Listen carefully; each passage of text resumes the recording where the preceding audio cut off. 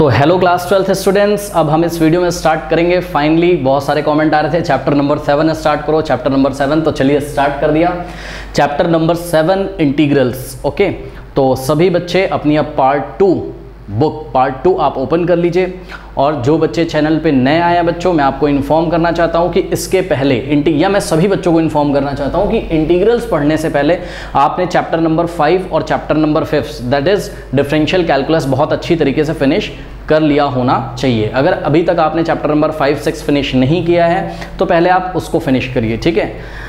अगर आपको इसका लिंक चाहिए चैप्टर नंबर 5 और 6 का, जो कि फर्स्ट बुक में दिया हुआ है, quantity and differentiability and application of derivatives, तो जाइए कमेंट एक पिन नीचे किया हुआ है, उस कमेंट को चेक करिए, वहां पे आपको इसका लिंक मिल जाएगा, ठीक है। देखिए, अगर अभी तक आपने चैप्टर नंबर 6 नहीं फिनिश किया, एप्लीकेशन ऑफ डेरिवेटिव्स, कोई बात नहीं, लेकिन chapter number 5 limits, chapter number 5 continuity and differentiability तो आपको आना चाहिए। अगर आपने डिफरेंशिएबिलिटी नहीं पढ़ी है, डिफरेंशियल कैलकुलस अगर आपने नहीं पढ़ी है, तो प्लीज़ इंटीग्रेशन अभी स्टार्ट ना करें, पहले उसको पढ़ लें, नहीं तो आपको फील नहीं आएगा, मज़ा नहीं आएगा, फिर बात बनेगी नहीं। ओके, और अब आप इस चैप्टर को स्टार्ट करने जा रहे हो, तो मैं आपको बताऊं बच्चों, आपको टाइम निकाल के इस चैप्टर को अच्छी तरीके से करना है। ऐसा नहीं कि ईयरफोन लगा रहे हैं और मोबाइल लेके इधर उधर टहल रहे हैं, नहीं, कॉपी पेन बुक अच्छे से लेके बैठिए, ठीक है, और बहुत आराम से पढ़िए, इसमें टाइम दीजिए आप, बिकॉज अगर ये चैप्टर नहीं समझ में आया तो नेक्स्ट चैप्टर नहीं समझ में आएगा, एप्लीकेशन ऑफ इंटीग्रल्स या एप्लीकेशन ऑफ इंटीग्रेशन, ठीक।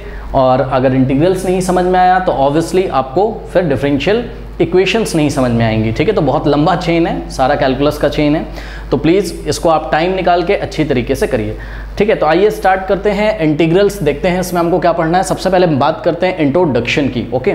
और ये जो वीडियो है, this video is related to introduction to exercise 7.1। देखिए, अब 7.1 से एग्जाम में कुछ पूछेगा तो नहीं, बट कुछ बच्चे बोलेंगे नहीं पूछेगा तो मैं क्यों पढ़ूं, ऐसा नहीं है। अगर आपने 7.1 का इंट्रोडक्शन नहीं देखा, उसको अच्छे से नहीं पढ़ा, तो आपको फील ही नहीं आएगा, फिर आगे सारी चीज़ें खराब होने लगेंगी, ठीक है। तो ये बेस है, इसको पढ़ना है।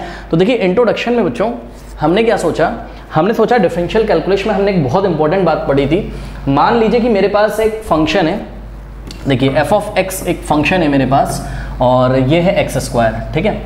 अगर मैं बोलूँ कि इसका भाई ग्राफ बनाओ, इसको आप y के इक्वल भी अज्यूम कर सकते हो, ठीक है। तो let y is equals to f of x is equals to x square. इसका ग्राफ तो सभी बच्चों को आता होगा, है ना। इसका ग्राफ क्या होगा, पैराबोला होगा। ये देखिए, ये इसका ग्राफ क्या आ गया, पैराबोला आ गया, ठीक है ना।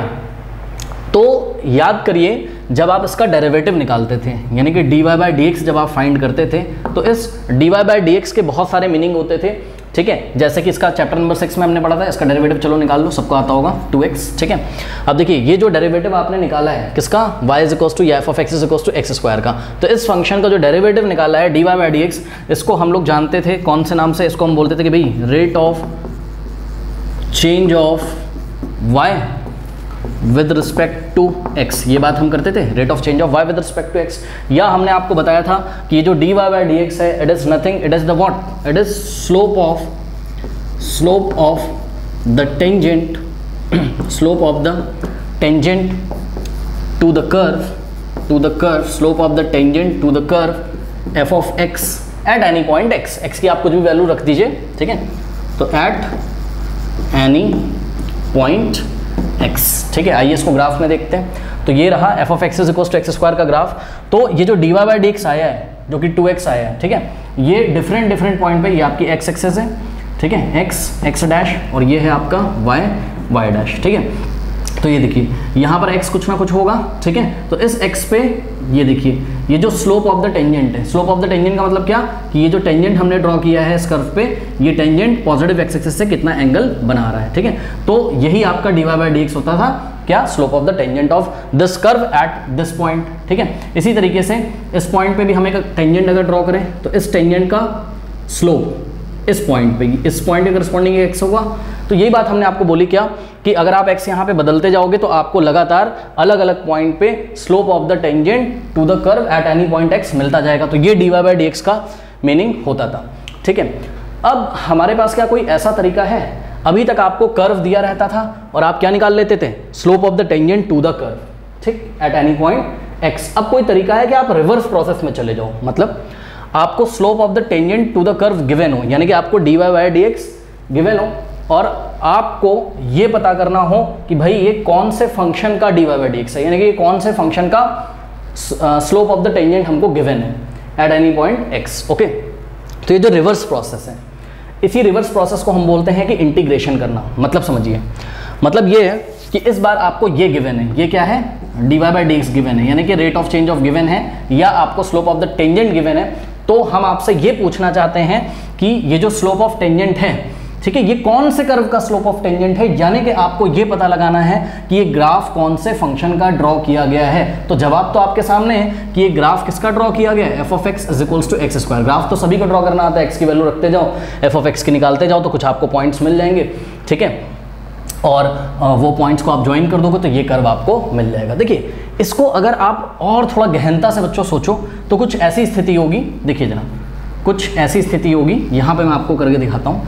देखिए, इसका रास्ता अभी तो आपको ऊपर दिख रहा है और उसी रास्ते से मैं हिंट लेता हूँ, समझिए जरा, उसी रास्ते को मैं डॉट डॉट डॉट डॉट, ये जो कर्व का रास्ता है जहाँ से कर्व होके जाता है, ठीक है, उसको मैंने डॉट डॉट डॉट डॉट से दिखा दिया, मुझे डॉट डॉट डॉट से दिखाना चाहिए था, ठीक है। देखिए अभी आपको फील आएगा बहुत बढ़िया इसमें, ये देखिए इसको हमने dot dot dot dot dot dot से दिखा दिया, और जानबूझ के ऐसे बहुत सारे डॉट डॉट डॉट को मिलाने से कर्व बना होगा। सुनो अब ध्यान समझो, एक्चुअल में बात ये है कि आपको गिवन पता है क्या है, आपको गिवन है dy/dx, मतलब इस पॉइंट पे आपको स्लोप ऑफ टेंजेंट दिया हुआ है, फिर जस्ट इसके बगल वाला जो जैसे साइड वाला जो पॉइंट है वहाँ स्लोप ऑफ द टेंजेंट दिया हुआ है, फिर इसके जस्ट बगल वाला जो पॉइंट है वहाँ स्लोप ऑफ द टेंजेंट दिया है, यहाँ स्लोप ऑफ द टेंजेंट दिया हुआ है। अब पॉइंट मैंने बहुत पास पास नहीं बनाए हैं, थोड़े दूर दूर ऐसे इनफाइनाइट पॉइंट होंगे, और हर एक पॉइंट का dy/dx यानी कि हर एक पॉइंट का स्लोप ऑफ द टेंजेंट, हर एक पॉइंट का स्लोप ऑफ द टेंजेंट आपको गिवन है। कैसे गिवन है, ये गिवन तो है 2x, अरे x की वैल्यू बदलते जाओ, तो ये देखो x की वैल्यू अगर तुम 5 रखोगे तो x = 5 पर जो स्लोप ऑफ द टेंजेंट है वो पता चल जाएगा, कितना 2 5 = 10। x की वैल्यू अगर तुम 4 रखोगे तो 2 4 = 8, slope of the tangent x = 4 पे कितना पता चल जाएगा, 8। यानी कि अलग अलग x पे आपको स्लोप ऑफ द टेंजेंट पता है। देखिए यहाँ पे आप x की अगर नेगेटिव वैल्यू रखोगे, ठीक है, जैसे कि x की वैल्यू हमने -2 रखी मान लीजिए, तो -2 अगर हमने रखी तो 2 × -2 -4 आ जाएगा, स्लोप ऑफ द टेंजेंट -4। मतलब आपको ये स्लोप ऑफ द टेंजेंट इस बार दिए हुए हैं, तो जरा दिमाग आप लगाइए कि ये जितने भी टेंजेंट्स की बात कर रहे हैं हम लोग, ये देखिए जितने भी, अरे भाई ये जा तो अलग अलग x से रहे होंगे, मतलब अलग अलग पॉइंट से जा रहे होंगे ना, ये देखिए ये अलग अलग पॉइंट से जा रहे होंगे, और हर पॉइंट का एक x होगा और हर पॉइंट का एक y होगा, ठीक है। तो हमको यही पता करना है कि जो स्लोप ऑफ द टेंजेंट दिया हुआ है, ठीक है, यानी कि अलग अलग पॉइंट से अलग अलग पॉइंट पे ड्रॉ किए गए टेंजेंट्स का जो हमको स्लोप दिया हुआ है, क्या हमारे पास कोई ऐसा तरीका है कि हम इन पॉइंट्स को ऐसे करके ज्वाइन कर दें और हमको ये पता चल जाए कि भैया कौन सा कर्व आएगा, कैसा कर्व आएगा, यानी कि f(x) कितना होगा, ठीक। तो हाँ, ऐसा तरीका है हमारे पास, और इसी तरीके को हम क्या बोलते हैं, इसी तरीके को हम बोलते हैं क्या करना, इंटीग्रल करना। इसी तरीके को हम बोलते हैं कि भाई इंटीग्रेशन करना, ठीक है। तो देखिए जरा बात को समझिए। अब इन्होंने हमको 2x दे दिया, ठीक है, हमने बोला कि भाई मुझे ये बताओ कि ये किसका स्लोप ऑफ द टेंजेंट, मतलब कौन से ग्राफ के लिए ये स्लोप ऑफ द टेंजेंट था। तो आपने बोला कि भाई एक काम करो ना, इसका इंटीग्रेशन कर दो। हमने कहा ठीक है, इसका इंटीग्रेशन कर दो, ठीक है। तो इंटीग्रेशन किया कैसे जाता है उसको आप देखिए एक ऑपरेटर लगता है ऐसे, ये इंटीग्रेशन का साइन है, ठीक है। तो ये जो ऐसे जो साइन बना हुआ है इसको हम क्या बोलते हैं, ये है आपका साइन ऑफ इंटीग्रेशन, ठीक है, साइन ऑफ इंटीग्रेशन, ठीक। और यहाँ पर हम लिखते हैं क्या, स्लोप ऑफ द टेंजेंट, और पीछे हम dx लिख देते हैं। क्या लिख देते हैं पीछे हम, dx, ठीक है।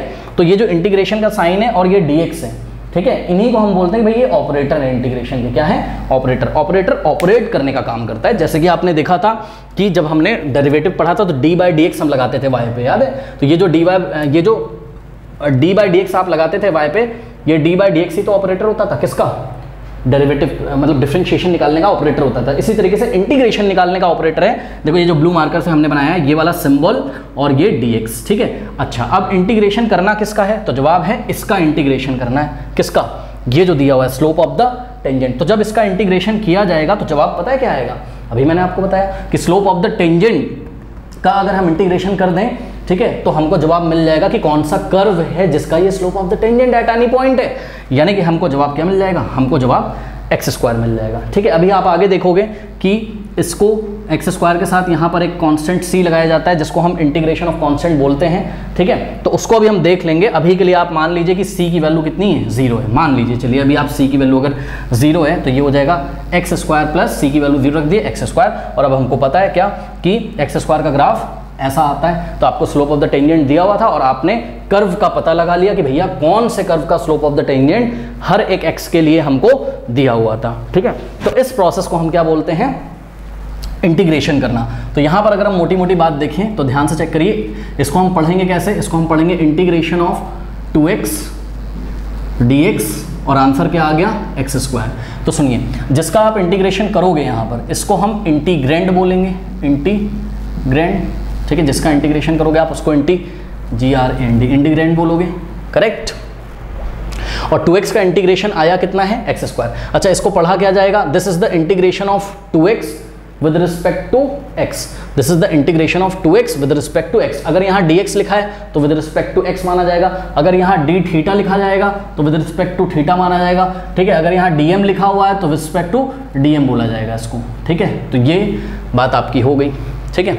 ये साइन ऑफ इंटीग्रेशन है और ये वाला इंटीग्रेशन और dx मिलके क्या बनाते हैं, ऑपरेटर बनाते हैं, ठीक है। ये ऑपरेटर क्या काम करता है, ये ऑपरेट करता है किसको, यहाँ पे दिए गए फंक्शन को ऑपरेट करता है और ऑपरेट करके ये बता देता है कि भाई कौन सा कर्व रहा होगा जिसका क्या दिया है, स्लोप ऑफ द टेंजेंट हमको दिया है eight any point x, okay. तो ये बात हो गई। अब इसी बात को यदि हम पढ़ना चाहें तो इस तरीके से इसको अगर हम जनरलाइज करें तो देखिए, हम इसको जनरलाइज करते हैं तो देखिए, जनरलाइज हम इस तरीके से करेंगे कि भाई integration of f of x बोल सकते हैं हम dx। तो इसको क्या पढ़ा जाएगा, इसको पढ़ा जाएगा इंटीग्रेशन, निकालते कैसे हैं वो मैं आपको बताऊंगा, उसकी आप टेंशन मत लो, ठीक है। Integration of f of x with respect to x, ऐसे करके पढ़ेंगे, ठीक है। जहां पर ये f ऑफ x है, ये x का फंक्शन है। तो अगर मैं आपसे बोलूं यहाँ पे f ऑफ x क्या है, तो 2x है, x का फंक्शन है, लीनियर फंक्शन है x का, ठीक है ना। तो इसी का तो इंटीग्रेशन किया है, यानी कि इस f ऑफ x को, ये f ऑफ x कुछ भी हो सकता है, यहाँ तो उदाहरण के तौर पे हमारे पास 2x था, ये f ऑफ x कुछ भी हो सकता है, ठीक है। तो इसी f ऑफ x को हम लोग क्या बोलते हैं, इंटीग्रैंड, ओके, इंटीग्रैंड बोलते हैं इसको हम। चलो बहुत बढ़िया। अब देखिए, ये जो c आएगा इसको हम बोलते हैं कांस्टेंट ऑफ इंटीग्रेशन। क्या बोलते हैं, कांस्टेंट ऑफ इंटीग्रेशन। इसके बारे में भी हम डिटेल में बात करेंगे, तो इसको अभी आप होल्ड कर दीजिए, ठीक है। उसके बाद देखिए बच्चों, ये जो प्रोसेस आपने किया है, क्या कि आपको स्लोप ऑफ द टेंजेंट दिया हुआ था और उस पर आपने ऑपरेटर लगाया, कौन सा ऑपरेटर, इंटीग्रेशन का ऑपरेटर, मतलब एक सिंबल लगाया और पीछे dx लगाया। तो इसने कुछ काम किया, काम ये कैसे करता है वो भी हम आपको बताएंगे। देखिए, कुछ बच्चे सोचेंगे ऑपरेटर क्या है, अरे यार जैसे 2 + 3 क्या होता था, 5, तो यहाँ ऑपरेटर क्या होता था, 3 होता था, 2 + 3 5 आता था ना। उसी तरीके से ये आपको बचपन में सिखाया गया था कि 2 को 3 में कैसे जोड़ते हैं, 2 उंगलियां ले लो, 3 उंगलियां ले लो और जोड़ दो तो 5 आ जाता है। यानी कि इस ऑपरेटर ने क्या किया, दोनों को ऐड कर दिया। तो इस ऑपरेटर ने क्या किया, जो इंटीग्रेशन ऑफ dx है, इसने इसका क्या किया, तो इसने इसका ये कर दिया। कैसे कर दिया ये हम बाद में देखेंगे, ठीक है। वो हम आपको सिखाएंगे, जैसे छोटी क्लासेस में आपको जोड़ना सिखाया गया था, ऐड करना सिखाया गया था, ओके। अब देखिए, ये जो प्रोसेस है, ठीक है, ये जो प्रोसेस है स्लोप ऑफ द टेंजेंट से आपका कर्व निकालने का, कौन सा कर्व है, जो प्रोसेस है कि स्लोप ऑफ द टेंजेंट दिया हो तो आपने पता कर लिया कि भाई ये कौन से कर्व पे स्लोप ऑफ द टेंजेंट दिया हुआ है, तो इसी प्रोसेस को हम लोग क्या बोलते हैं, इंटीग्रेशन करना। तो ये जो पूरा प्रोसेस है इसको हम बोलते हैं क्या, इंटीग्रेशन करना, ठीक। अब देखिए, इसी बात को हम ऐसे बोल सकते हैं क्या, सिंपल भाषा में, अगर आपको ज़्यादा टेक्निकल नहीं बोलना है तो आप बोलोगे भाई जब हमको डेरिवेटिव दिया रहता है, ये डेरिवेटिव भी तो है किसका, y का या f ऑफ x का, x का में, तो आप बोलोगे भाई जब हमको डेरिवेटिव दिया रहता है तो हमारे पास एक ऐसा प्रोसेस है कि डेरिवेटिव से हम ये पता कर लेते हैं कि ये कौन से फंक्शन का डेरिवेटिव है। डेरिवेटिव दिया हो तो हम ये पता कर लेते हैं ये जो डेरिवेटिव है 2x, ये कौन से फंक्शन का डेरिवेटिव है, ठीक। तो ये कौन से फंक्शन का डेरिवेटिव था, x स्क्वायर का डेरिवेटिव था। तो इस प्रोसेस को ही क्या बोलते हैं, इंटीग्रेशन। तो सिंपल सा, अगर आपसे कोई बोले कि भाई इंटीग्रेशन क्या होता है, तो आप बोलोगे देखो ये एक ऐसा प्रोसेस होता है कि अगर हमको डेरिवेटिव दिया हो तो उसकी हेल्प से हम क्या निकाल लेते हैं, उसकी हेल्प से हम ये पता कर लेते हैं कि भाई ये कौन से फंक्शन का डेरिवेटिव है, और इसी प्रोसेस को हम क्या बोलते हैं, इंटीग्रेशन, ठीक है। अब देखिए, हम 3 शब्दों का यहाँ पर यूज करेंगे, प्रिमिटिव, एंटी डेरिवेटिव और इंटीग्रल, ठीक है। ऑल आर सेम थिंग, ठीक है। प्रिमिटिव का मतलब भी सेम होता है, एंटी डेरिवेटिव का मतलब भी सेम होता है और इंटीग्रल का मतलब भी क्या होता है, सेम होता है, ठीक है। तो हम क्या कर रहे हैं, हम 2x का इंटीग्रल कर रहे हैं, या हम 2x का क्या निकाल रहे हैं, प्रिमिटिव निकाल रहे हैं, या हम 2x का क्या निकाल रहे हैं, एंटी डेरिवेटिव निकाल रहे हैं। ठीक है, तो ये जो 2x है इसका प्रिमिटिव क्या है, एक्स स्क्वायर, 2x का इंटीग्रल क्या है, एक्स स्क्वायर, 2x का एंटी डेरिवेटिव क्या है, एक्स स्क्वायर। ठीक है, बात समझ में आई। तो ये हमने आपको काफ़ी बता दिया। अब देखिए यहाँ पर आपने चैप्टर 5 और 6 में डिफरेंशियल कैलकुलस पढ़ा था। ठीक है, यहाँ पर हम पढ़ेंगे इंटीग्रल कैलकुलस। क्या पढ़ेंगे, नेक्स्ट कैलकुलस का जो ब्रांच है, पहले आपने पढ़ा था क्या, पहले आपने पढ़ा था डिफरेंशियल कैलकुलस, 2 चैप्टर आपने पढ़े थे उसमें। ठीक है, तो डिफरेंशियल कैलकुलस में अब हम पढ़ेंगे क्या, इंटीग्रल कैलकुलस। ओके, तो अब हम पढ़ेंगे क्या, इंटीग्रल कैलकुलस। अब देखिए इंटीग्रल कैलकुलस में स्टूडेंट 2 तरीके की प्रॉब्लम होंगी। ठीक है, पहली प्रॉब्लम और ये रही दूसरी प्रॉब्लम। पहली प्रॉब्लम क्या है, finding a function whenever it's derivative is given. यही तो बात मैंने आपसे बोली थी, क्या, एक फंक्शन को निकालने का तरीका जब उसका डेरिवेटिव दिया हो। आपको मैंने एग्जांपल दिखाया। ठीक, कुछ बच्चे ये तो नहीं सोच रहे ना कि 2x का इंटीग्रेशन एक्स स्क्वायर कैसे आ गया, अरे वो सिखाएंगे, उसके लिए परेशान ना हो। ठीक है, तो देखिए यहाँ पर आपको डेरिवेटिव दिया हुआ था और इसका इंटीग्रेशन क्या आ गया, एक्स स्क्वायर प्लस सी, या आप एक्स स्क्वायर बोलो अगर सी की वैल्यू 0 है। बात समझ में आई कि नहीं। तो एक तो ये प्रॉब्लम आएगी, finding a function whenever it derivative is given. ठीक, इसको हम लोग कौन सी कैटेगरी में रखेंगे, इसको हम लोग रखेंगे इनडेफिनेट इंटीग्रल में। किसमें, इनडेफिनेट इंटीग्रल्स की कैटेगरी में इसको हम रखेंगे। ठीक, और दूसरी जो प्रॉब्लम होंगी हमारे पास, मतलब जब भी आपको डेरिवेटिव दिया हो, उससे अगर आप उसका एंटी डेरिवेटिव निकालें, ठीक है, या आप उसका फंक्शन निकालें, कौन से फंक्शन का डेरिवेटिव दिया हुआ था, तो ये वाला जो प्रोसेस, मतलब ये जो इस टाइप के जो इंटीग्रेशंस होंगे या इस टाइप के जो इंटीग्रल्स होंगे, वो कौन सी कैटेगरी में रखे जाएंगे, इनडेफिनेट इंटीग्रल्स कैटेगरी में रखे जाएंगे। उसके बाद है कि finding the area bounded by the graph of a function under certain condition. ठीक है, ये बात मैं आपको एक डायग्राम की हेल्प से समझाता हूँ स्टूडेंट्स। ठीक है, इतनी चीज़ को आप नोट कर लीजिए, फिर मैं आपको समझाता हूँ। नोट कर लीजिए, नोट कर लिया, चलो देखो।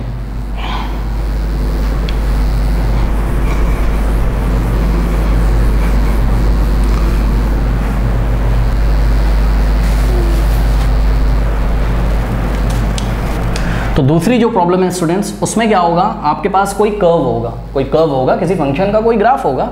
लीजिए ये रहा कर्व, ठीक है, और आपके पास एक इंटरवल दिया रहेगा। ठीक है, जैसे कि मान लीजिए हम इंटरवल कंसीडर करते हैं a to b, तो इस इंटरवल में a to b में आपको बोला जाएगा कि भाई इस कर्व का एरिया निकालो अंडर द कर्व। ठीक है, तो इस कर्व के अंडर में कितना एरिया है इस इंटरवल में, a से लेके b तक के बीच में, और ओपन इंटरवल, क्लोज इंटरवल, वो सब हम बाद में देख लेंगे, उसकी आप टेंशन ना लो। ठीक है, तो इस इंटरवल में a to b में इसका जो एरिया होगा वो इतना होगा। एरिया क्या, एरिया अंडर द कर्व। बात समझो, ये कर्व है, कोई कर्व होगा, हमें क्या पता, लेट अस से एफ ऑफ एक्स का कर्व है। ठीक है, तो इसके अंडर में जो एरिया होगा open interval a to b में, कर्व तो आगे भी जा रहा है बट आपको केवल a से b तक की बात करनी। तो ये जो एरिया निकालने का तरीका है, ठीक है, ये भी काउंट होगा किसमें, इंटीग्रल कैलकुलस में। और ये इंटीग्रल कैलकुलस की दूसरी प्रॉब्लम है, एरिया अंडर द कर्व निकालना विद अ गिवन कंडीशंस, जो भी कंडीशंस हमें दी होंगी इन अ गिवन इंटरवल। और इस तरीके को हम बोलेंगे क्या, डेफिनेट इंटीग्रल। ठीक है, तो ये जो तरीका होगा ये क्या होगा, ये भी आपको सिखाया जाएगा, इसके लिए आप परेशान ना हो। इसको हम बोलेंगे डेफिनेट इंटीग्रल्स। ठीक है, तो ये जो कंबाइंड स्टडी होगी किसकी, इनडेफिनेट इंटीग्रल की और डेफिनेट इंटीग्रल की, ये जो कंबाइंड स्टडी होगी स्टूडेंट, इसी कंबाइंड स्टडी को हम लोग क्या बोलेंगे, इसी कंबाइंड स्टडी को हम लोग इंटीग्रल कैलकुलस बोलेंगे। तो ये जो 2 स्टडीज करी आपने यहाँ पर, मतलब करेंगे अभी धीरे धीरे, इसी कंबाइंड स्टडी को हम लोग क्या बोलेंगे, इंटीग्रल कैलकुलस। ठीक है, तो आपसे कोई पूछ भी सकता है कि इंटीग्रल कैलकुलस में 2 तरीके की समस्याएं होती हैं, किन समस्याओं को सॉल्व किया जाता है। तो पहला आप बोलोगे भाई ये प्रॉब्लम होती है कि डेरिवेटिव दिया हो, तो हमें पता करना होता है कि कौन से फंक्शन का डेरिवेटिव, उस फंक्शन को पता करने का तरीका वो आता है इंडेफिनेट इंटीग्रल में।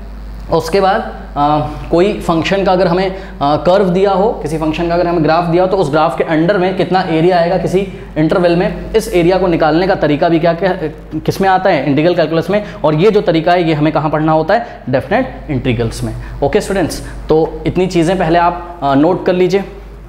फ्रेंड्स नेक्स्ट टॉपिक जो है वो हम लेंगे integration as an inverse process of differentiation. ठीक है, इंटीग्रेशन जो होता है वो डिफरेंशिएशन का इन्वर्स प्रोसेस होता है, ठीक है। इस बात को हम कुछ एग्जांपल से समझते हैं। देखिए जरा, हमने एक फंक्शन लिया sin x, ठीक है। sin x का हमने डेरिवेटिव किया तो कितना आया cos x, ये बात तो सभी को पता है, dy dx of sin x cos x होता है। इसी तरीके से dy dx of x cube by 3, 1/3 को बाहर लेना है, x क्यूब का करोगे तो क्या आ जाएगा 3x², 3 से 3 कैंसिल होगा तो x² आ जाएगा, यानी कि x क्यूब बाय 3 ये एक ऐसा फंक्शन है जिसका डेरिवेटिव कितना है x², ठीक है। इसी तरीके से e to the power x का derivative e to the power x है, ठीक है। तो यहाँ पे जो लेफ्ट में हमने फंक्शन लिखे हुए हैं इनके डेरिवेटिव्स राइट में लिखे हुए हैं। तो आप एक चीज़ देखिए जरा, क्या कि ये क्या है, cos x क्या है बताइए, cos x क्या है, cos x डेरिवेटिव है किसका, sin x का, ठीक है।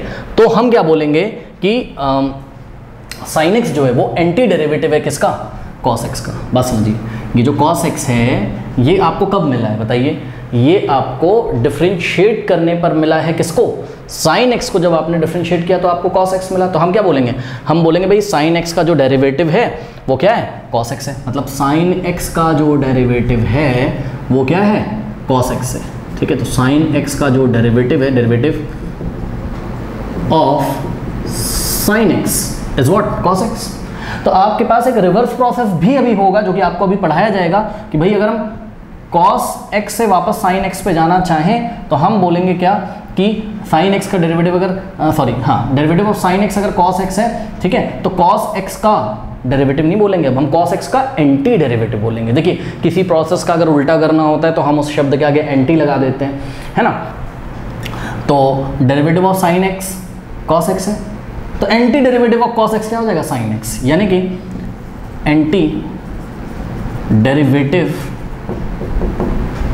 Of cos x is what, sin x, ठीक। इसी तरीके से x क्यूब बाय 3 का डेरिवेटिव क्या है, x²। तो हम एक ऐसा प्रोसेस डेवलप करेंगे कैलकुलस में कि हम x² का क्या फाइंड करेंगे, एंटी डेरिवेटिव। हम x² का एंटी डेरिवेटिव फाइंड करेंगे जिसको हम क्या बोलेंगे कि भाई x² का एंटी डेरिवेटिव कितना है, x क्यूब बाय 3। इसी तरीके से e to the power x का derivative e to the power x है, और e to the power x का जो एंटी डेरिवेटिव होगा वो क्या होगा, e to the power x होगा। अब हमने आपको बताया था कि एंटी डेरिवेटिव को इंटीग्रल भी बोलते हैं या प्रिमिटिव भी बोलते हैं, ठीक है। तो इसका मतलब क्या है कि derivative of sin x cos x, तो cos x का इंटीग्रल या एंटी डेरिवेटिव क्या है, sin x है। x क्यूब बाय 3 का जो डेरिवेटिव है वो क्या है, x²। तो x² का एंटी डेरिवेटिव या x² का इंटीग्रल या x² का जो प्रिमिटिव है वो क्या है, x क्यूब बाय 3 है। e to the power x का derivative e to the power x है, तो इसका मतलब e to the power x का जो एंटी डेरिवेटिव है या e to the power x का इंटीग्रल है या जो e to the power x का प्रिमिटिव है वो क्या है, e to the power x है, ओके। तो देखा आपने, हमने रिवर्स प्रोसेस किया, इस डायरेक्शन में गए तो डेरिवेटिव हो गया, और रिवर्स प्रोसेस में रिवर्स डायरेक्शन में गए तो क्या हो गया, इंटीग्रेशन हो गया या फिर एंटी डेरिवेटिव हो गया इसका, तो ये आ गया, ठीक है। बात समझ में आई, यही बात हमने यहाँ पर नोट करी हुई है कि भाई cos x is the derivative of sin x, we say that sin x is an anti derivative of what, cos x, ठीक है। तो anti derivative of cos x क्या है, sin x है, यही बात हमने यहाँ पर लिखी हुई है, ठीक है। अब यहाँ पे एक समस्या पैदा होती है स्टूडेंट्स, देखिए समस्या क्या पैदा होती है ये मैं आपको बताता हूँ। देखिए समस्या ये है कि anti derivatives are not unique. पहले तो आप एंटी डेरिवेटिव फील कर लो, कौन है एंटी डेरिवेटिव, तो जवाब है sin x है एंटी डेरिवेटिव, किसका, किसका, cos x का, ठीक है। तो cos x का एंटी डेरिवेटिव क्या है, sin x है, ठीक। cos x का एंटी डेरिवेटिव क्या है, sin x है, ठीक है। तो ये जो एंटी डेरिवेटिव्स आते हैं ये यूनिक नहीं होते हैं, ये अलग अलग आते जाते हैं। अब ये क्या चीज़ है, इसको देखिए हम आपको समझाते हैं। देखिए अच्छा, इससे पहले एक चीज़ और, क्या कि अगर हम cos x का एंटी डेरिवेटिव लिखने का स्टाइल आपसे पूछें तो पता है आप क्या बोलोगे, बोलोगे भाई cos x का जो एंटी डेरिवेटिव लिखेंगे वो हम कुछ इस तरीके से लिखेंगे। यहाँ पे मैं जगह बनाता हूँ, देखिए आप इस तरीके से बोलोगे कि cos x का एंटी डेरिवेटिव करना है, मतलब इंटीग्रल करना है, तो ऑपरेटर लगा दो cos x पे इंटीग्रल का, ये लो लगा दिया, तो इसका जवाब क्या आएगा, cos x का एंटी डेरिवेटिव आएगा। और cos x का एंटी डेरिवेटिव क्या होता है, sin x, लो हमने लिख दिया। बात समझ में आई कि नहीं। इसी तरीके से x² का एंटी डेरिवेटिव, ठीक है, तो x² का एंटी डेरिवेटिव निकालने का मतलब ये है कि अब आप सिंबल इंटीग्रेशन का लगाओगे, इंटीग्रेशन ऑपरेटर लगाओगे, यानी कि ऐसा और ऐसा, तो इसका जवाब क्या आ जाएगा, x³ बाय 3। और आपको ख्याल था इसी तरीके से अगर आप इंटीग्रेशन करोगे किसका, e to the power x का, यानी कि anti derivative e to the power x का, तो ऑपरेटर लगेगा क्या, एक तो इंटीग्रेशन का साइन और dx ऑपरेटर, तो आंसर क्या आ जाएगा, ये आ जाएगा। ठीक है, अब आपको मैंने क्या बोला था, आपको मैंने बोला था कि जब भी हम लोग इंटीग्रेशन निकाल के आंसर लिखते हैं तो एक कांस्टेंट c लेके आते हैं, यानी कि sin x प्लस सी लिखना चाहिए था हमें, और यहाँ पर x cube plus x cube by 3 plus C लिखना चाहिए था, और e to the power x plus C लिखना चाहिए था। अब ये सब कहानी चल के आ रही है, ये इसी बात से आप समझोगे क्या कि हमने क्या बोला था, anti derivatives are not unique. मतलब अगर हम cos x का एंटी डेरिवेटिव लिखेंगे तो जरूरी नहीं कि sin x है, वो sin x प्लस 2 भी आ सकता है, sin x प्लस 3 भी आ सकता है, sin x प्लस 4 भी आ सकता है, जहाँ पर c कोई भी क्या है, रियल नंबर है। ठीक, इसी तरीके से एक्स स्क्वायर का जो एंटी डेरिवेटिव है, यानी कि इसका जो इंटीग्रल है वो एक्स क्यूब बाय 3 भी आ सकता है, एक्स क्यूब बाय 3 प्लस 1.2 भी आ सकता है, माइनस 1.2 भी साथ में आ सकता है। ये c कोई भी रियल नंबर होगा, तो ध्यान से चेक करिए, ये जो कैपिटल C होगा ये एनी रियल नंबर होगा। ठीक है, अब ये कहानी चल के आ रही है, इस बात को हम इस तरीके से आपको समझा सकते हैं कि मान लीजिए कि यहाँ पर हमने sin x की जगह क्या लिया होता, sin x प्लस 4 लिया होता। ठीक है, तो इसके लिए हमें कहीं जगह बनानी पड़ेगी। यहाँ पे देखिए, यहाँ पे हम आपको समझाते हैं। ठीक है, तो देखिए, मान लीजिए कि सब कॉपी में आप नोट करते रहिएगा और ध्यान करते रहिएगा इस चीज़ को। ठीक है, मान लीजिए हमने d बाई डी एक्स निकाला, किसका, sin x का नहीं निकाला, इस बार हमने sin x प्लस 4 का निकाल लिया। चलिए ठीक, तो यदि हम इसका sin x प्लस 4 का डेरिवेटिव निकाल लें और आपसे पूछे मुझे आंसर बताओ, चैप्टर नंबर 5 आप पढ़ के आओ, sin x का डेरिवेटिव करेंगे कितना आ जाएगा, cos x, और प्लस 4 का करोगे तो 0, यानी कि जवाब क्या आ गया, cos x आ गया। ये कौन सी बात हो गई, sin x का डेरिवेटिव निकाला तब भी cos x, sin x plus 4 का निकाला तब भी cos x। आइए आपको और दिखाते हैं, अगर हमने किया होता यहाँ पर d by D x of sine x minus 4 कर दो, प्लस 5 कर दो, कुछ भी कर दो। ठीक है, तो सपोज हमने प्लस 5 कर दिया तो क्या आ जाएगा, साइन का फिर से क्या हो जाएगा, cos x, और 5 का क्या हो जाएगा, 0 हो जाएगा, तो जवाब कितना आ जाएगा, cos x आ जाएगा। ठीक, मतलब समझो, मतलब क्या कि अगर इस कंडीशन में, ये वाली कंडीशन में अगर मैं तुमसे cos x का एंटी डेरिवेटिव पूछूं, तो cos x का जब तुम एंटी डेरिवेटिव बताओगे, यानी कि इसका इंटीग्रेशन बताओगे, तो बोलोगे, यहाँ से देख क्या बता सकते हो आप, बोलोगे कि इसी का तो डेरिवेटिव किया था, तो cos x का जो एंटी डेरिवेटिव होगा यही तो होगा, यानी कि क्या होगा, sin x प्लस 4 हो जाएगा। ठीक, फिर नीचे मैं कह रहा हूँ तुम देख के बता दो, कोई बात नहीं अभी। ठीक है, तो sin x प्लस 5 का डेरिवेटिव तुमने किया था, cos x आया था, तो cos x का एंटी डेरिवेटिव यानी कि cos x का इंटीग्रल, यानी कि cos x का प्रिमिटिव जो होगा वो क्या होगा, इस बार अगर हम cos x का प्रिमिटिव करें या cos x का इंटीग्रल करें तो क्या आ जाएगा, इस बार sin x प्लस 5 आ जाएगा। तो ये क्या कहानी है कि फंक्शन तो सेम है cos x, और उसका एंटी डेरिवेटिव या उसका इंटीग्रल या उसका प्रिमिटिव हर बार अलग अलग क्यों आ रहा है। यही बात तो मैंने लिखी क्या कि anti derivative are not unique, मतलब आप जब इंटीग्रेशन निकालेंगे तो आपको अलग अलग आंसर मिल सकते हैं। ठीक है, बात समझ में आई कि नहीं आई। ठीक है, तो कैसे मिल सकते हैं वो आपने फील भी किया होगा अभी। ठीक है, कि भाई कांस्टेंट का डेरिवेटिव क्या हो जाता है, 0 हो जाता है, और यही रीज़न है कि जब हमने यहाँ पर cos x का डेरिवेटिव किया था तो हमने इसको जनरलाइज फॉर्म में लिख दिया कि भाई sin x के साथ कुछ भी आ सकता है, यहाँ 4, 5, 3 कोई भी रियल नंबर आ सकता है। तो इसलिए अब हम ना ऐसा आंसर देंगे और ना ऐसा आंसर देंगे, हम आंसर क्या देंगे, अब हम सिंपली आंसर ये देंगे कि भाई इंटीग्रेशन ऑफ cos x यानी कि anti derivative of cos x जो होगा, it is nothing sin x plus कितना होगा, c होगा, जहाँ पर c क्या कोई रियल नंबर है, और इसी c को स्टूडेंट्स, इसी कैपिटल C को बोलते हैं हम क्या, कांस्टेंट ऑफ इंटीग्रेशन। सभी बच्चे अपने कॉपी में नोट लगाएंगे। ठीक है, अब ये कहानी चल के आ रही है, देखो ये कहानी ये चल रही है, ये बात आपको ग्राफ से समझ में आएगी। देखिए कैसे ग्राफ से ये बात समझ में आएगी आपको, इसको मैं यहाँ पर अप करता हूँ। ठीक है, देखिए बच्चों, हम आपको ग्राफ दिखा रहे हैं 2-3। ये देखिए, सबसे पहले हम आपको sin x का ग्राफ दिखाना चाहते हैं, बिकॉज हमने सबसे पहले sin x का डेरिवेटिव आपको दिखाया था। ठीक है, याद है, साइन वाले से हम समझते हैं, हमने आपको दिखाया था d by D x of sine x, तो आपका आंसर कितना आया था, आपका आंसर आया था cos x। ठीक है, तो sin x का ग्राफ ड्रॉ करिए। चलिए, तो sin x का यदि हम ग्राफ ड्रॉ करें तो थोड़ा सा मैं छोटा बनाऊँगा, आप एडजस्ट करिएगा। यहाँ 1, ये देखिए, ये sin x का ग्राफ है, ये तो सबको पता होगा। ठीक है, ये वैल्यू यहाँ पर कितनी होती है 1, और यहाँ पर कितना होता है ये -1।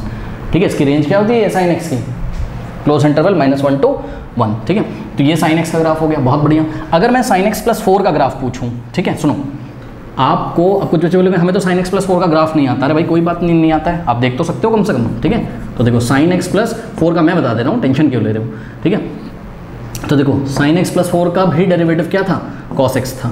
ठीक है, ये कुछ ऐसा था, और लिखे रहो यहाँ पे d by D x of sine x भी कितना था, cos x था। करेक्ट, तो नीचे मैं आपको बना के दे रहा हूँ क्या, देखो ये x एक्सेस है।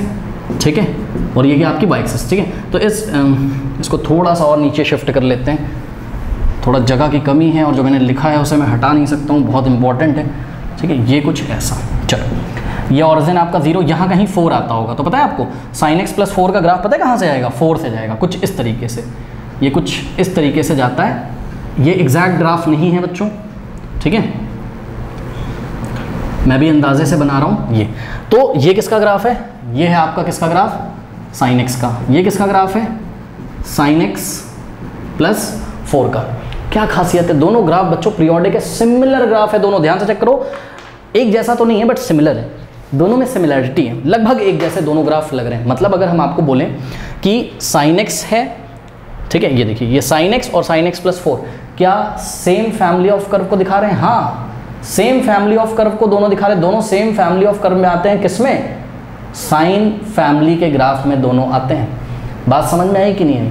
इसका मतलब ये है कि ये जो एंटी डेरिवेटिव आप निकालते हो ये यूनिक नहीं होते हैं। मतलब cos x का एंटी डेरिवेटिव कभी तो आता है sin x + 4, कभी sin x + 5, कभी sin x, ठीक है।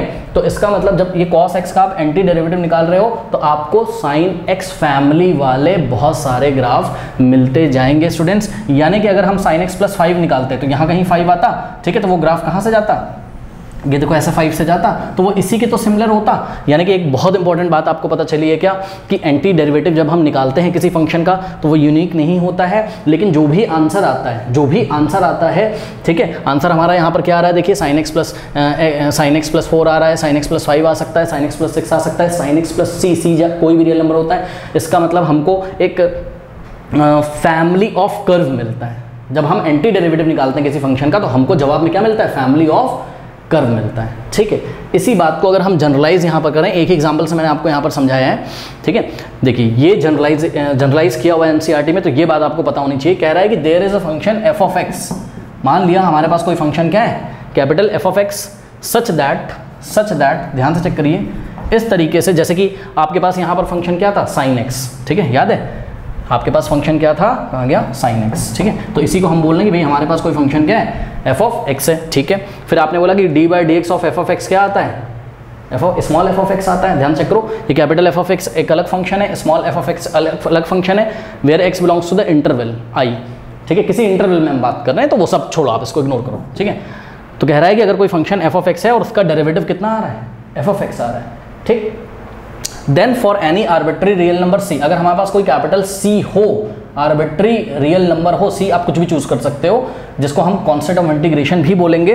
तो अगर हम d/dx करें किसका, f ऑफ x + c का, ध्यान से आपने चेक किया था, ये क्या है, sin x क्या था, f ऑफ x ही तो था, और c क्या था आपका, 4 क्या था आपका, कैपिटल C, तो ये क्या लिखा हुआ है, ये f ऑफ x + c ही तो लिखा हुआ है। मतलब समझो कि चाहे हम f ऑफ x का डेरिवेटिव करें तब भी cos x मिलता था, चाहे हम f ऑफ x + c का करें तब भी cos x मिलता था। यानी कि इस cos x को यहाँ मैं बोलूँगा students small f of x, और ये देखिए स्मॉल f ऑफ x। मतलब आप चाहे f ऑफ x का डेरिवेटिव करो, ये कैपिटल F ऑफ x का करो, और चाहे आप capital F of x plus any real number करो, हर बार आपको ये f of x he, small f of x यानी cos x ही तो मिलता है। इसका मतलब क्या है, इसका मतलब जो आंसर आ रहा है हमारा ये, इसका अगर हम क्या करें, इसका अगर हम रिवर्स प्रोसेस कर दें, मतलब इसका अगर हम एंटी डेरिवेटिव निकाल लें तो जो आंसर आएगा कभी तो वो f ऑफ x आएगा, कभी तो वो f ऑफ x + 2 आएगा, कभी f ऑफ x + 3 आएगा, कभी मतलब हम जनरलाइज कर दें तो f ऑफ x + c आएगा, जहाँ पर c कोई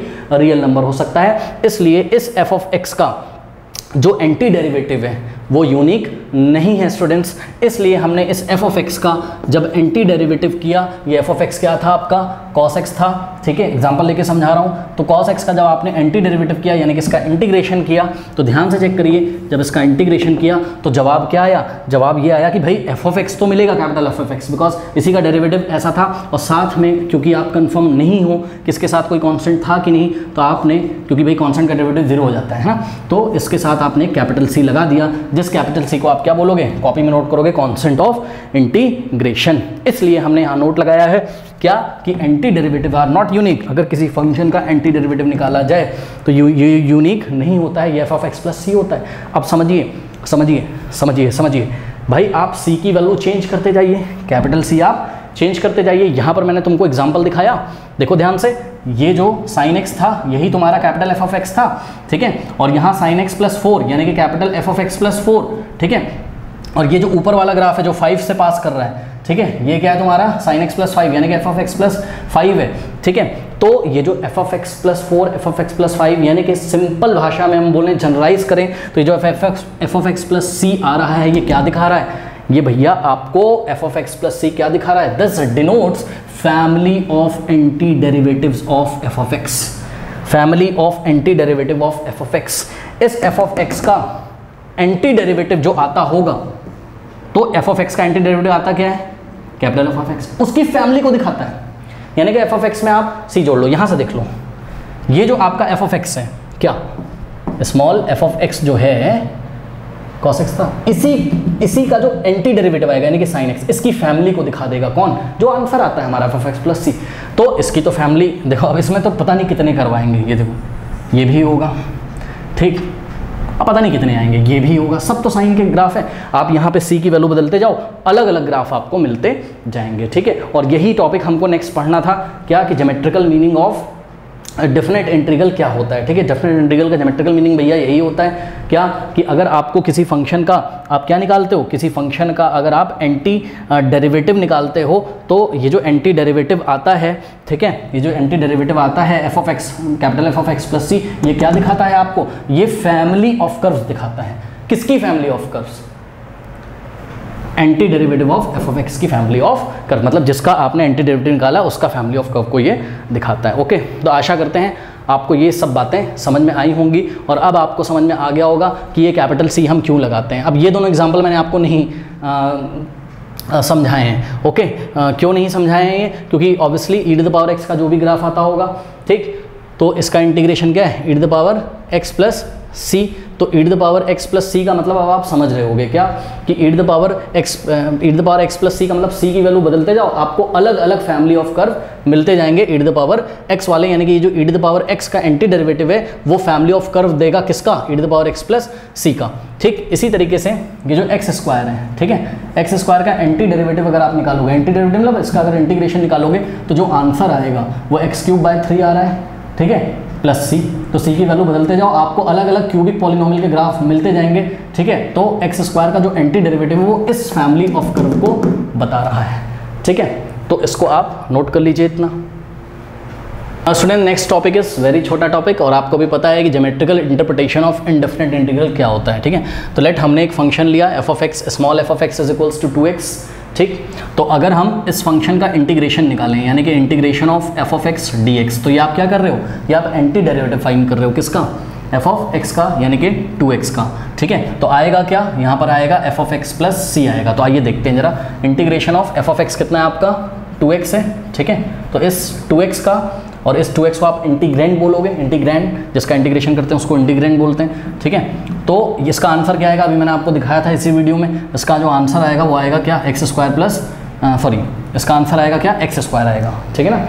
अगर आप नहीं समझ पा रहे हो तो इस तरीके से देखो ना, अगर आप एक्स स्क्वायर का डेरिवेटिव करोगे तो 2x ही तो मिलेगा, ठीक है। तो 2x का अगर आप एंटी डेरिवेटिव निकालोगे, भाई ध्यान से चेक करो, अगर बच्चे नहीं समझ पा रहे हैं तो d by D x of x square 2x ही तो मिलेगा। यानी कि अगर मैं तुमसे बोलूँ कि 2x का क्या निकालो, एंटी डेरिवेटिव, और एंटी डेरिवेटिव कैसे निकालते हो, एंटी डेरिवेटिव का मतलब इंटीग्रल निकालते हो, यानी कि प्रिमिटिव निकालते हो, यानी कि इंटीग्रेशन का साइन वाइन इस पे लगा देते हो, इस पे ऑपरेटर लगा देते हो, तो आंसर क्या आना चाहिए, यही आना चाहिए। लेकिन जवाब ये है कि आंसर क्या आएगा, capital F of x plus ये रहा आपका कैपिटल एफ ऑफ एक्स और साथ में एक आर्बिट्री कॉन्स्टेंट सी आएगा, जिसको कि आप क्या बोलोगे, integration of what, integration of sorry constant of integration, क्या बोलोगे इस कैपिटल सी को, कांस्टेंट ऑफ इंटीग्रेशन, और ये कोई रियल नंबर होगा, ठीक है। अब आइए आपको हम दिखाते हैं यहाँ ये कहानी चल क्या रही है।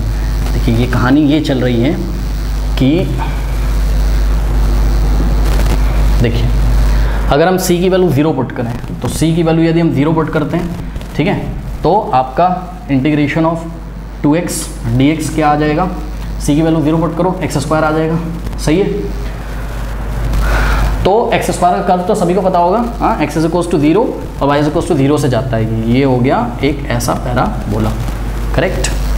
उसके बाद ये केस 1 था, अब केस 2 देखिए, जब हमने c की वैल्यू कितनी ली, +1 ले ली, c की वैल्यू +1 ले ली, तो कितना हो जाएगा आपका integration of F of x, यानी कि इंटीग्रेशन ऑफ 2x या इंटीग्रल ऑफ 2x या प्रिमिटिव ऑफ 2x या एंटी डेरिवेटिव ऑफ 2x, कितना हो जाएगा 1 हो जाएगा।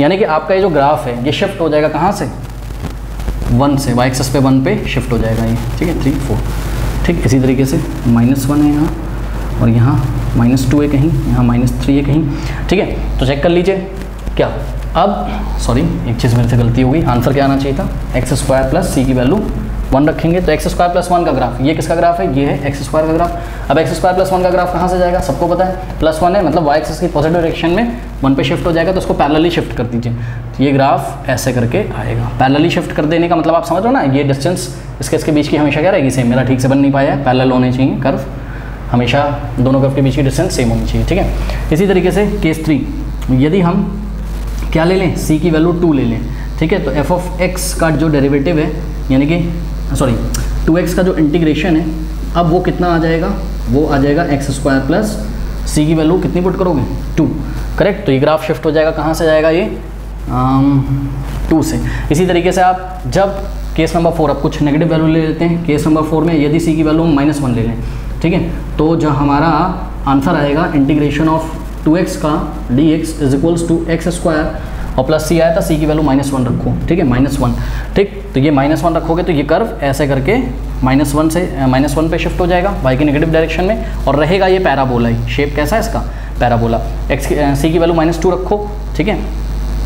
तो ये देखो, तो अब आप क्या देख रहे हो, आपको फैमिली ऑफ पैराबोला मिल रही है कि नहीं, ये देखो ना, ये सब कर्व क्या है, ये आपको क्या दे रहा है, फैमिली ऑफ x² दे रहा है, यानी कि family of what, family of parabola दे रहा है, पैराबोला दे रहा है। तो ये ज्योमेट्रिकल मीनिंग होता है किसका, इनडेफिनेट इंटीग्रल का। इनडेफिनेट इंटीग्रल का ये मतलब है कि अभी हमको c पता ही नहीं है, और जैसे जैसे आप c रखते जाओगे, ठीक है, जैसे जैसे आप c रखते जाओगे आपको अलग अलग कर्व मिलते जाएंगे। मतलब कि इसका जो इंटीग्रेशन है 2x का जो एंटी डेरिवेटिव है वो यूनिक नहीं है। ऐसा नहीं कि आपको एक ग्राफ मिलेगा, आपको एक कर्व मिलेगा, नहीं नहीं नहीं नहीं, आपको फैमिली ऑफ कर्व मिलेंगे। यानी कि जो भी हमारा इनडेफिनेट इंटीग्रल में आंसर आता है स्टूडेंट्स, वो आंसर अपने अंदर बहुत सारे कर्व को समेटे रहता है, इतने सारे जिसको काउंट ही नहीं किया जा सकता है, क्योंकि आप c की अलग अलग वैल्यू रख सकते हो। जरूर नहीं कि -1 -2 रखो, आप कुछ भी -0.1 रख दो, -0.2 तो -0.1 से हो जाएगा। तो ऐसे बहुत सारे कर्व आपको यहाँ पर मिलने वाले हैं, ठीक है। तो बात समझ में आई, ये होता है ज्योमेट्रिकल मीनिंग या ज्योमेट्रिकल इंटरप्रिटेशन।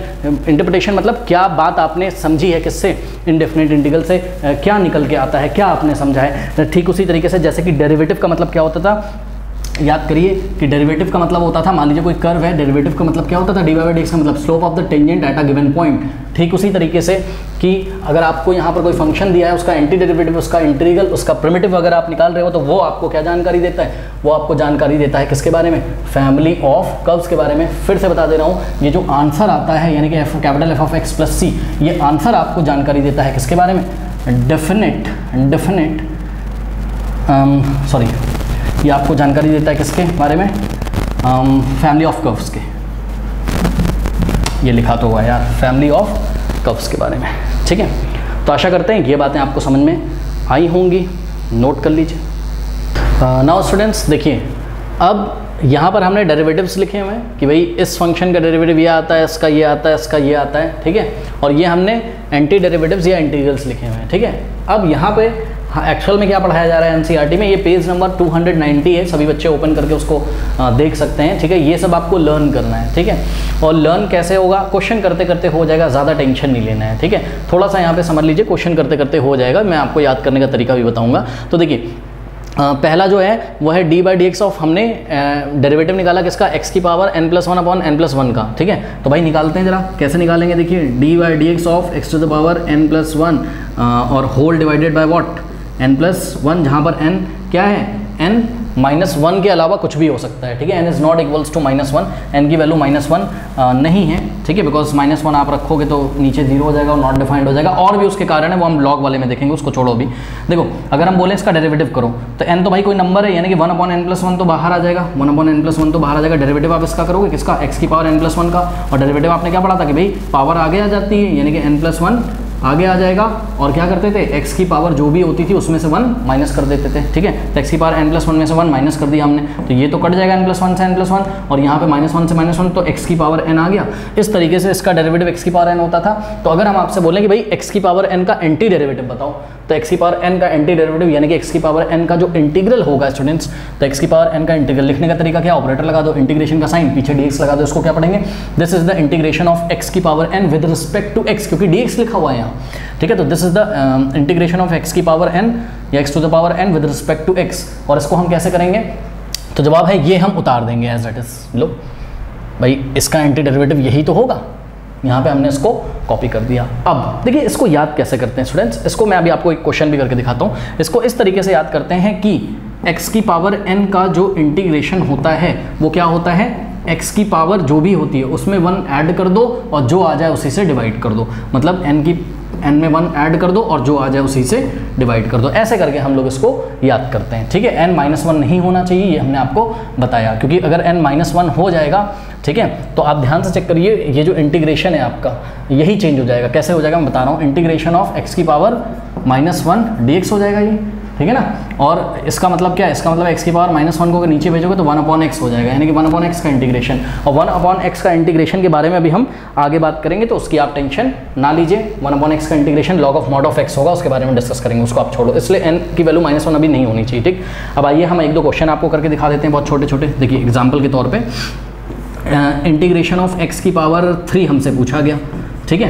तो आप बोलोगे क्या कि भाई हमको फॉर्मूला याद है, हमने कहा भाई क्या याद है, तो आपने बोला भाई इसका जो इंटीग्रेशन होगा x की पावर n का वो ये वाले फॉर्मूले से हम कर सकते हैं। ध्यान से चेक करो, n की वैल्यू कितनी है 3, n क्या नहीं होना चाहिए -1, तो n-1 तो है नहीं, यानी कि ये वाला फॉर्मूला हम लगा सकते हैं। कुछ नहीं करना है, x की पावर में क्या ऐड कर दो 1, x की पावर 3 थी उसमें 1 ऐड कर दो और जो आ जाता है ना उसी से डिवाइड लगा दो, जो आ जाता है उसी से डिवाइड लगा दो। और एक चीज़ नहीं करना भूलोगे डेफिनेट इंटीग्रल में, क्या आर्बिट्री यहाँ पे एक आर्बिट्री कांस्टेंट सी लोगे जिसको इंटीग्रेशन ऑफ कांस्टेंट बोलते हैं, जो कि कुछ भी हो सकता है। ये सी कोई भी रियल नंबर होगा, तो ये जो कैपिटल सी है ये कुछ भी हो सकता है, कोई भी रियल नंबर, ठीक है। तो यहाँ पर आप एक कांस्टेंट सी लगाना बिल्कुल मत भूलिएगा, ओके। बस इसको सॉल्व कर लो, तो ये हो जाएगा कितना, x की पावर, हाँ भाई 3 + 1 क्या होता है 4, तो x की पावर 4/3 + 1 4 और प्लस सी, ये आ गया। तो इसका जो एंटी डेरिवेटिव है x की पावर 3 का, अब हम एंटी डेरिवेटिव ना बोल के हम इंटीग्रेशन बोला करेंगे कि भाई हमने x की पावर 3 का इंटीग्रेशन किया तो कितना आ गया, x की पावर 4/4 प्लस c आ गया, ठीक है। इसी तरीके से एक छोटा सा क्वेश्चन और ले लेते हैं, ठीक है। तो देखिए जरा एक क्वेश्चन और ले लेते हैं यहीं पे, तो क्लियर भी होती रहेंगी चीज़ें हमारी, ठीक है। देखिए जैसे कि इंटीग्रेशन ऑफ x की पावर -4 दिया गया है हमको, ऐसा कुछ दिया गया है, ठीक है, या 1/x की पावर 4 दिया गया है ऐसे, ठीक। और आपको तो पता ही कि 1/x की पावर 4 को हम लोग x की पावर 4 को ऊपर भेजेंगे तो x की पावर -4 हो जाएगा। अब इसको इंटीग्रेट करना है, उन्होंने क्या बोला था फॉर्मूले में कि भाई x की पावर n होना चाहिए, n-1 नहीं होना चाहिए, बाकी कुछ भी हो सकता है। तो n मेरा -4 है, कोई बात नहीं, यही वाला फॉर्मूला लगा दूंगा। क्या पढ़ाया था बताओ, x की पावर जो कुछ भी है उसमें 1 ऐड कर दो, जो आ जाए उसी से क्या कर दो डिवाइड कर दो, और साथ में एक कांस्टेंट ऑफ इंटीग्रेशन c लगा दो। बस क्यों लगा दो वो हमने आपको बताया, बिकॉज फैमिली ऑफ कर्व मिलेगा, आपको जवाब मिलेगा जो फैमिली ऑफ कर्व होगा। तो जो आंसर आ जाएगा ये हो जाएगा x की पावर -4 + 1 -3 होता है, अपॉन में -4 + 1 -3 होता है। तो this is your final answer. इस माइनस को आप यहाँ भी लगा सकते हो। तो आशा करते हैं पहला फॉर्मूला आपको समझ में आ गया होगा किस तरीके से अप्लाई करते हैं, ठीक है। उसके बाद आइए देखते हैं इसमें हम दूसरा फॉर्मूला, ठीक है। दूसरा फॉर्मूला क्या है, सब बच्चों वाला गेम है ये। d/dx ऑफ x कितना आता था 1, याद है 1, x का डेरिवेटिव x के रिस्पेक्ट में 1 आता था, मतलब अगर हम 1 का इंटीग्रेशन करें तो x आएगा, यानी कि integration of 1 dx 1 × dx = x आना चाहिए। साथ में आप c लगाना नहीं भूलोगे, ओके, बात समझे। और सुनो 1 × dx क्या होता है, dx होता है, क्योंकि हमने आपको चैप्टर 6 में ये पढ़ाया था, ये dx बहुत स्मॉल क्वांटिटी होती है। अब आप डिफरेंशियल इक्वेशन में भी पढ़ोगे तो भैया सुनो ये होती है क्वांटिटी ही है। आप इसको अभी तो ये ऑपरेटर जैसा काम कर रहा है, आप इतना टेंशन मत लो, ठीक है। यहाँ अगर 1 लिखा है या dx लिखा है, बात क्या है सेम है, मतलब 1 का dx में मल्टीप्लाई कर दिया गया तो dx आ गया, ऐसे सोचो। तो 1 dx लिखा है और चाहे dx लिखा है, आपकी बुक में dx लिखा है, बात क्या सेम है, सिंपल सा फंडा। इंटीग्रेशन ऑफ dx क्या आ जाएगा, x आ जाएगा और साथ में c। इसी तरीके से इंटीग्रेशन ऑफ d थीटा लिखा हो तो इसका जवाब थीटा आ जाएगा प्लस c। इसी तरीके से इंटीग्रेशन ऑफ dm लिखा हो तो आंसर आ जाएगा m और साथ में c। बात समझ में आ गई, तो ये बात है, ठीक है। चलो अब जो थर्ड है आपका वो ये है कि भाई d/dx ऑफ कांस्टेंट c कोई कांस्टेंट है, कांस्टेंट का डेरिवेटिव 0 होता था, याद है। तो अगर हम इंटीग्रेशन करें किसका, 0 का x के रिस्पेक्ट में, तो आंसर क्या आएगा, कोई कांस्टेंट आ जाएगा। ठीक है, तो ये सब चीज़ें हैं, नोट कर लीजिए इसको। हम लेते हैं ट्रिग्नोमेट्रिक फंक्शंस। ओके, तो हमने क्या पढ़ा था, ये आप पढ़ के आओ चैप्टर नंबर 5 में, D by D x of sine x क्या होता है, कॉस एक्स, यानी कॉस एक्स का इंटीग्रेशन करोगे, मतलब एंटी डेरिवेटिव अगर निकालोगे तो क्या आ जाएगा, anti derivative of cos x और यहाँ डी एक्स, ठीक है, is equals to what, is equals to sine x, और साथ में आपको क्या लगाना है, कॉन्स्टेंट ऑफ इंटीग्रेशन। तो याद हो गया फॉर्मूला कि नहीं, बताओ, सिंपल सा फंडा है क्या, साइन का डेरिवेटिव कॉस होता है तो कॉस का इंटीग्रेशन क्या हो जाएगा, साइन, खत्म कहानी। अब दूसरा देखो, देखो ये देखने के लिए ये बच्चे परेशान हो जाते हैं कि सर ये कैसे कर दिया। देखो बात समझो, आपकी बुक में ऐसा क्यों लिखा है, हमने क्या पढ़ा है, हमने पढ़ा है कि d by D x of cos x, हमने पढ़ा है माइनस साइन एक्स होता है कि नहीं होता है, बताइए। ठीक, ऐसा होता है। ठीक, अगर हम -1 से बोथ साइड मल्टीप्लाई करते हैं तो आपको कोई प्रॉब्लम तो होनी नहीं चाहिए। ठीक है, तो -1 से हमने लेफ्ट में मल्टीप्लाई किया और -1 से हमने राइट में, तो देखो माइनस साइन एक्स और -1 प्लस साइन एक्स हो जाएगा। ठीक, और यहाँ पर ये माइनस हम कॉस के साथ दे सकते हैं, तो d by D x of, अरे भाई -1 into cos x, minus cos x हो जाएगा कि नहीं। तो इस तरीके से आपने देखा क्या कि d by D x of minus cos x क्या हो जाता है, साइन एक्स। इसलिए आपकी बुक में क्या लिखा है, d by D x of minus cos x sine x होता है। तो अगर हम साइन एक्स का इंटीग्रेशन करें तो साइन एक्स का स्टूडेंट्स अगर हम इंटीग्रेशन करें, इंटीग्रल करें या एंटी डेरिवेटिव करें, प्रिमिटिव निकालें, तो क्या आएगा, आएगा माइनस कॉस एक्स प्लस सी आएगा। ठीक है, बात समझ में आई कि नहीं आई। ठीक है, अब देखिए, अभी मैं इसको एक तरीके से याद कराऊंगा आपको, तो ज़्यादा आप टेंशन मत लीजिए। ठीक है, बताऊंगा, अभी एक तरीका बताऊंगा, रुक जाओ। देखो tan का डेरिवेटिव क्या होता है, सेक स्क्वायर, तो अगर हम इंटीग्रेशन निकालेंगे किसका, सेक स्क्वायर एक्स का, तो आना क्या चाहिए, आना चाहिए tan x और साथ में एक constant c, integration of constant c जिसको बोला जाता है। ठीक है, अब ये वाला देखिए, इसमें बच्चे कंफ्यूज होते हैं। देखिए हमने पढ़ा था चैप्टर नंबर 5 में कि d by D x of cot x क्या होता है, minus of cosec square x होता है कि नहीं होता है। तो -1 से बोथ साइड मल्टीप्लाई कर दो, क्या प्रॉब्लम हो जाएगी बताओ, -1 से बोथ साइड मल्टीप्लाई करो तो भाई यहाँ आ जाएगा माइनस और ये हो जाएगा प्लस। ठीक, अब ऐसा किया क्यों जाता है वो हम आपको बताएंगे अभी। ठीक, तो इसका मतलब कि d by D x of minus cot x is equal to cosec square x, तो कॉसेक स्क्वायर एक्स का अगर हम इंटीग्रेशन करें, तो कॉसेक स्क्वायर एक्स का अगर हम, बिकॉज रिवर्स प्रोसेस होता है, तो इसका अगर हम इंटीग्रेशन करें तो वापस हमको यही मिल जाएगा, यानी कि क्या मिल जाएगा, माइनस कॉट एक्स प्लस सी मिल जाएगा। ठीक है, इसी तरीके से अब आप समझ गए होंगे, सेक एक्स का derivative sec x into tan x होता था, तो integration of sec x into tan x d x is equals to क्या हो जाएगा, sec x plus c, correct. अब यहाँ पे देखिए जरा, हमने पढ़ा था क्या, हमने पढ़ा था कि d by D x of cosec x, याद है आपको, डी बाई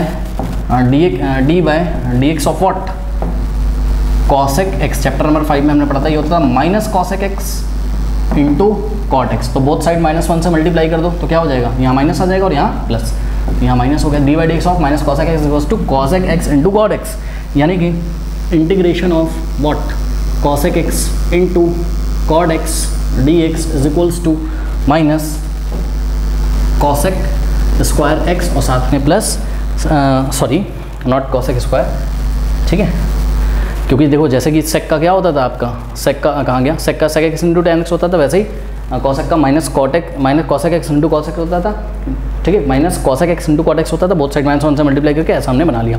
अब समझो याद कैसे करना है, देखो पता है याद भैया ऐसे करना है कि आपको मैं फटाफट यहाँ पे एक चीज़ दिखा देता हूँ। देखिए D by D x of sine x, एक बार फिर से क्या होता था, कॉस एक्स, फिर D by D x of आपका कॉस एक्स क्या होता था, याद है आपको, माइनस साइन एक्स, फिर -1 से आपने बोथ साइड मल्टीप्लाई किया तो ऐसा बन गया, थोड़ी कलाबाजी इसमें हमने कर दी। फिर होता था आपका क्या, d by D x of tan x is equals to what, sec square x, और फिर होता था आपका क्या, d by D x of cot x, याद है आपको, cot x is equals to minus cosec square x, और हमने -1 से मल्टीप्लाई करके ऐसी कलाबाजी यहाँ पे कर दी। और उसके बाद होता था आपका d by D x of sec x is equals to sec x into tan x, ठीक। उसके बाद होता था लास्ट में आपका d by D x of cosec x, ये होता था minus cosec x into cot x, minus cosec x into cot x, ऐसा होता था कि नहीं होता था, ठीक। अब सुनो मेरी बात, इसको छोड़ो, इसको छोड़ो, ठीक, इसको रखना है, इसको छोड़ो।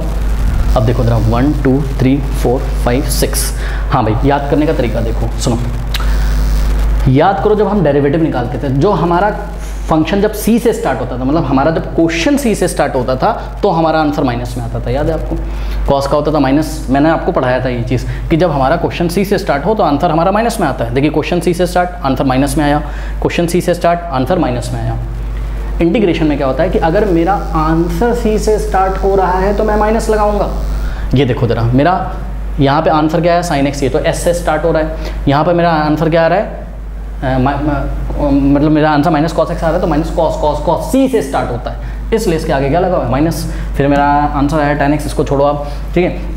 फिर यहाँ पर मेरा cos x स्क्वायर एक्स का जो डेरिवेटिव आया वो क्या आया, cot x आया। आप साइन नहीं याद आ रहा है एग्जाम में, तो cot x सी से स्टार्ट होता है इसलिए आगे माइनस, ठीक। इसी तरीके से इसको छोड़ो, इसको देखो, cos x into cot x का जो इंटीग्रेशन होगा वो माइनस cos x होता है, माइनस cos x होता है। तो ये cos x सी से स्टार्ट हो रहा है इसलिए आंसर माइनस में आएगा। यही रीज़न है कि हमने यहाँ बोथ साइड माइनस से मल्टीप्लाई करके फॉर्मूला ऐसा बनाया। अब तो आपको याद हो जा रहा होगा, है ना? याद कर लीजिए, साइन एक्स का क्या होता है, cos x। फिर यहाँ पे देखिए जरा, अगर हम आपसे पूछें कि cos x का integration sine x, sine x का इंटीग्रेशन साइन एक्स का साइन है, अरे cos साइन में चेंज होता है तो साइन किस में चेंज होगा, cos में, लेकिन आंसर जो आ रहा है वो सी से आ रहा है इसलिए मैं माइनस लगा दूंगा, ठीक। अब सेक स्क्वायर एक्स का इंटीग्रेशन क्या होगा बोलो, तो सोचोगे सोचोगे सोचोगे, किसका डिफरेंशिएशन सेक स्क्वायर होता है, tan x का डिफरेंशिएशन, tan x का डेरिवेटिव अगर सेक स्क्वायर एक्स होता है तो सेक स्क्वायर एक्स का इंटीग्रेशन क्या होगा, tan x होगा। आगे प्लस लगेगा कि माइनस, tan तो t से स्टार्ट हो रहा है, c से कहाँ स्टार्ट हो रहा है, इसलिए पॉजिटिव, ठीक।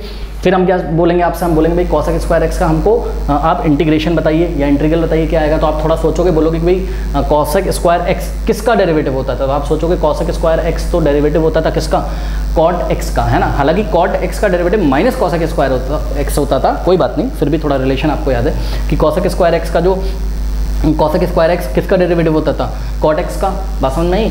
तो इसलिए अब हम लोग सोचेंगे फटाफट कि cos x स्क्वायर एक्स का अगर हम इंटीग्रेशन करेंगे तो क्या आएगा, cot x आएगा, लेकिन आंसर सी से आ रहा है इसलिए माइनस लगा देंगे, ऐसे करके सोचेंगे। फिर हमने आपसे पूछा कि sec x into tan x का इंटीग्रेशन मुझे बताओ, तो फटाफट आप सोचोगे sec x into tan x किसका डेरिवेटिव करने से मिलता था, तो जवाब है sec x का डेरिवेटिव करने से मिलता था, ठीक। तो sec x का डेरिवेटिव अगर sec x into tan x होता था तो sec x into tan x का जो इंटीग्रेशन होगा वो sec x होगा। और फाइनली लास्ट में हमने आपसे पूछा कि भाई cos x into cot x का इंटीग्रेशन बता दो हमको, तो आप बोलोगे कि भाई, आप सोचोगे, थोड़ा सा सोचोगे कौन सा ऐसा फंक्शन था जिसका डेरिवेटिव क्या आता था, cos x into cot x, तो वो फंक्शन था कौन, cos x। cos x का डेरिवेटिव क्या होता था, cos x into cot x, इसलिए cos x into cot x का जो इंटीग्रेशन होगा वो क्या होगा, cos x होगा, लेकिन क्वेश्चन किससे स्टार्ट हो रहा है, सी से, इसलिए आंसर किस में आएगा, माइनस में आएगा। तो ये याद करने का तरीका है, लर्न कर लीजिए। इनवर्स ट्रिग्नोमेट्रिक फंक्शंस लेते हैं नेक्स्ट। याद होगा आपको, ये सब फॉर्मूले तो याद होंगे, है ना। देखिए इसमें तो कोई प्रॉब्लम नहीं, D by D x of sine inverse x सभी को याद होगा, 1/√1 माइनस एक्स स्क्वायर होता था। तो सोचो अगर हम 1/√1 माइनस एक्स स्क्वायर, ये इसका अगर हम एंटी डेरिवेटिव निकलवाएं आपसे, यानी कि इंटीग्रेशन अगर हम करवाएं, तो 1/√1 माइनस एक्स स्क्वायर का जो इंटीग्रेशन होगा, तो इसको हम लिखेंगे इन दोनों ऑपरेटर के बीच में, यानी कि इंटीग्रेशन साइन और dx के बीच में लिखेंगे, तो इसका जो आंसर आएगा वो ये आ जाएगा, यानी कि क्या आ जाएगा, साइन इनवर्स एक्स आ जाएगा और साथ में कांस्टेंट ऑफ इंटीग्रेशन आ जाएगा, ठीक। अब ये वाले में कंफ्यूज नहीं होना है आपको। देखिए आपने क्या पढ़ा था, आपने पढ़ा था चैप्टर 5 में D by D x of cos inverse x जो होता था, ठीक है, वो क्या होता था, 1/√1 माइनस एक्स स्क्वायर तो होता था, आगे माइनस लगाते थे कि नहीं लगाते थे, बताइए, याद है। क्वेश्चन सी से स्टार्ट हो रहा है तो आंसर माइनस में आता था क्योंकि हम डेरिवेटिव कर रहे हैं। तो अब हम अगर बोथ साइड -1 से मल्टीप्लाई कर रहे हैं, ठीक है, तो यहाँ कॉस इनवर्स के सामने हो जाएगा माइनस और यहाँ हो जाएगा प्लस, ठीक। तो सोचो जरा, सोचो क्या कि 1/√1 माइनस एक्स स्क्वायर का अगर हम इंटीग्रेशन करें तो उसको हम ये भी तो लिख सकते हैं, क्या, 1/√1 माइनस एक्स स्क्वायर dx का अगर हम इंटीग्रेशन इसका करें तो हम उसको क्या लिख सकते हैं, minus cos inverse x plus C. अब ध्यान से चेक करिए, क्या यहाँ पे बच्चे कंफ्यूज कह रहे हैं कि सर 1/√1 माइनस एक्स स्क्वायर का इंटीग्रेशन का तो दो आंसर आ रहा है, क्या क्या, sine inverse x plus C भी आ जाता है और minus cos inverse x plus C भी आ जाता है। जी हाँ, आ जाता है, आपको ज़्यादा टेंशन नहीं लेनी है। जब क्वेश्चन आएंगे तो इनमें से कौन सा फॉर्मूला यूज़ करना है वो हम वहाँ पर देखेंगे, ज़्यादा टेंशन नहीं लेना है, ठीक है। वो अपने आप एडजस्ट होगा, आप प्रैक्टिस करते करते आएगा, बहुत कुछ पढ़ना है अभी, ठीक है, तो ज़्यादा टेंशन नहीं लीजिए आप, ठीक, ओके।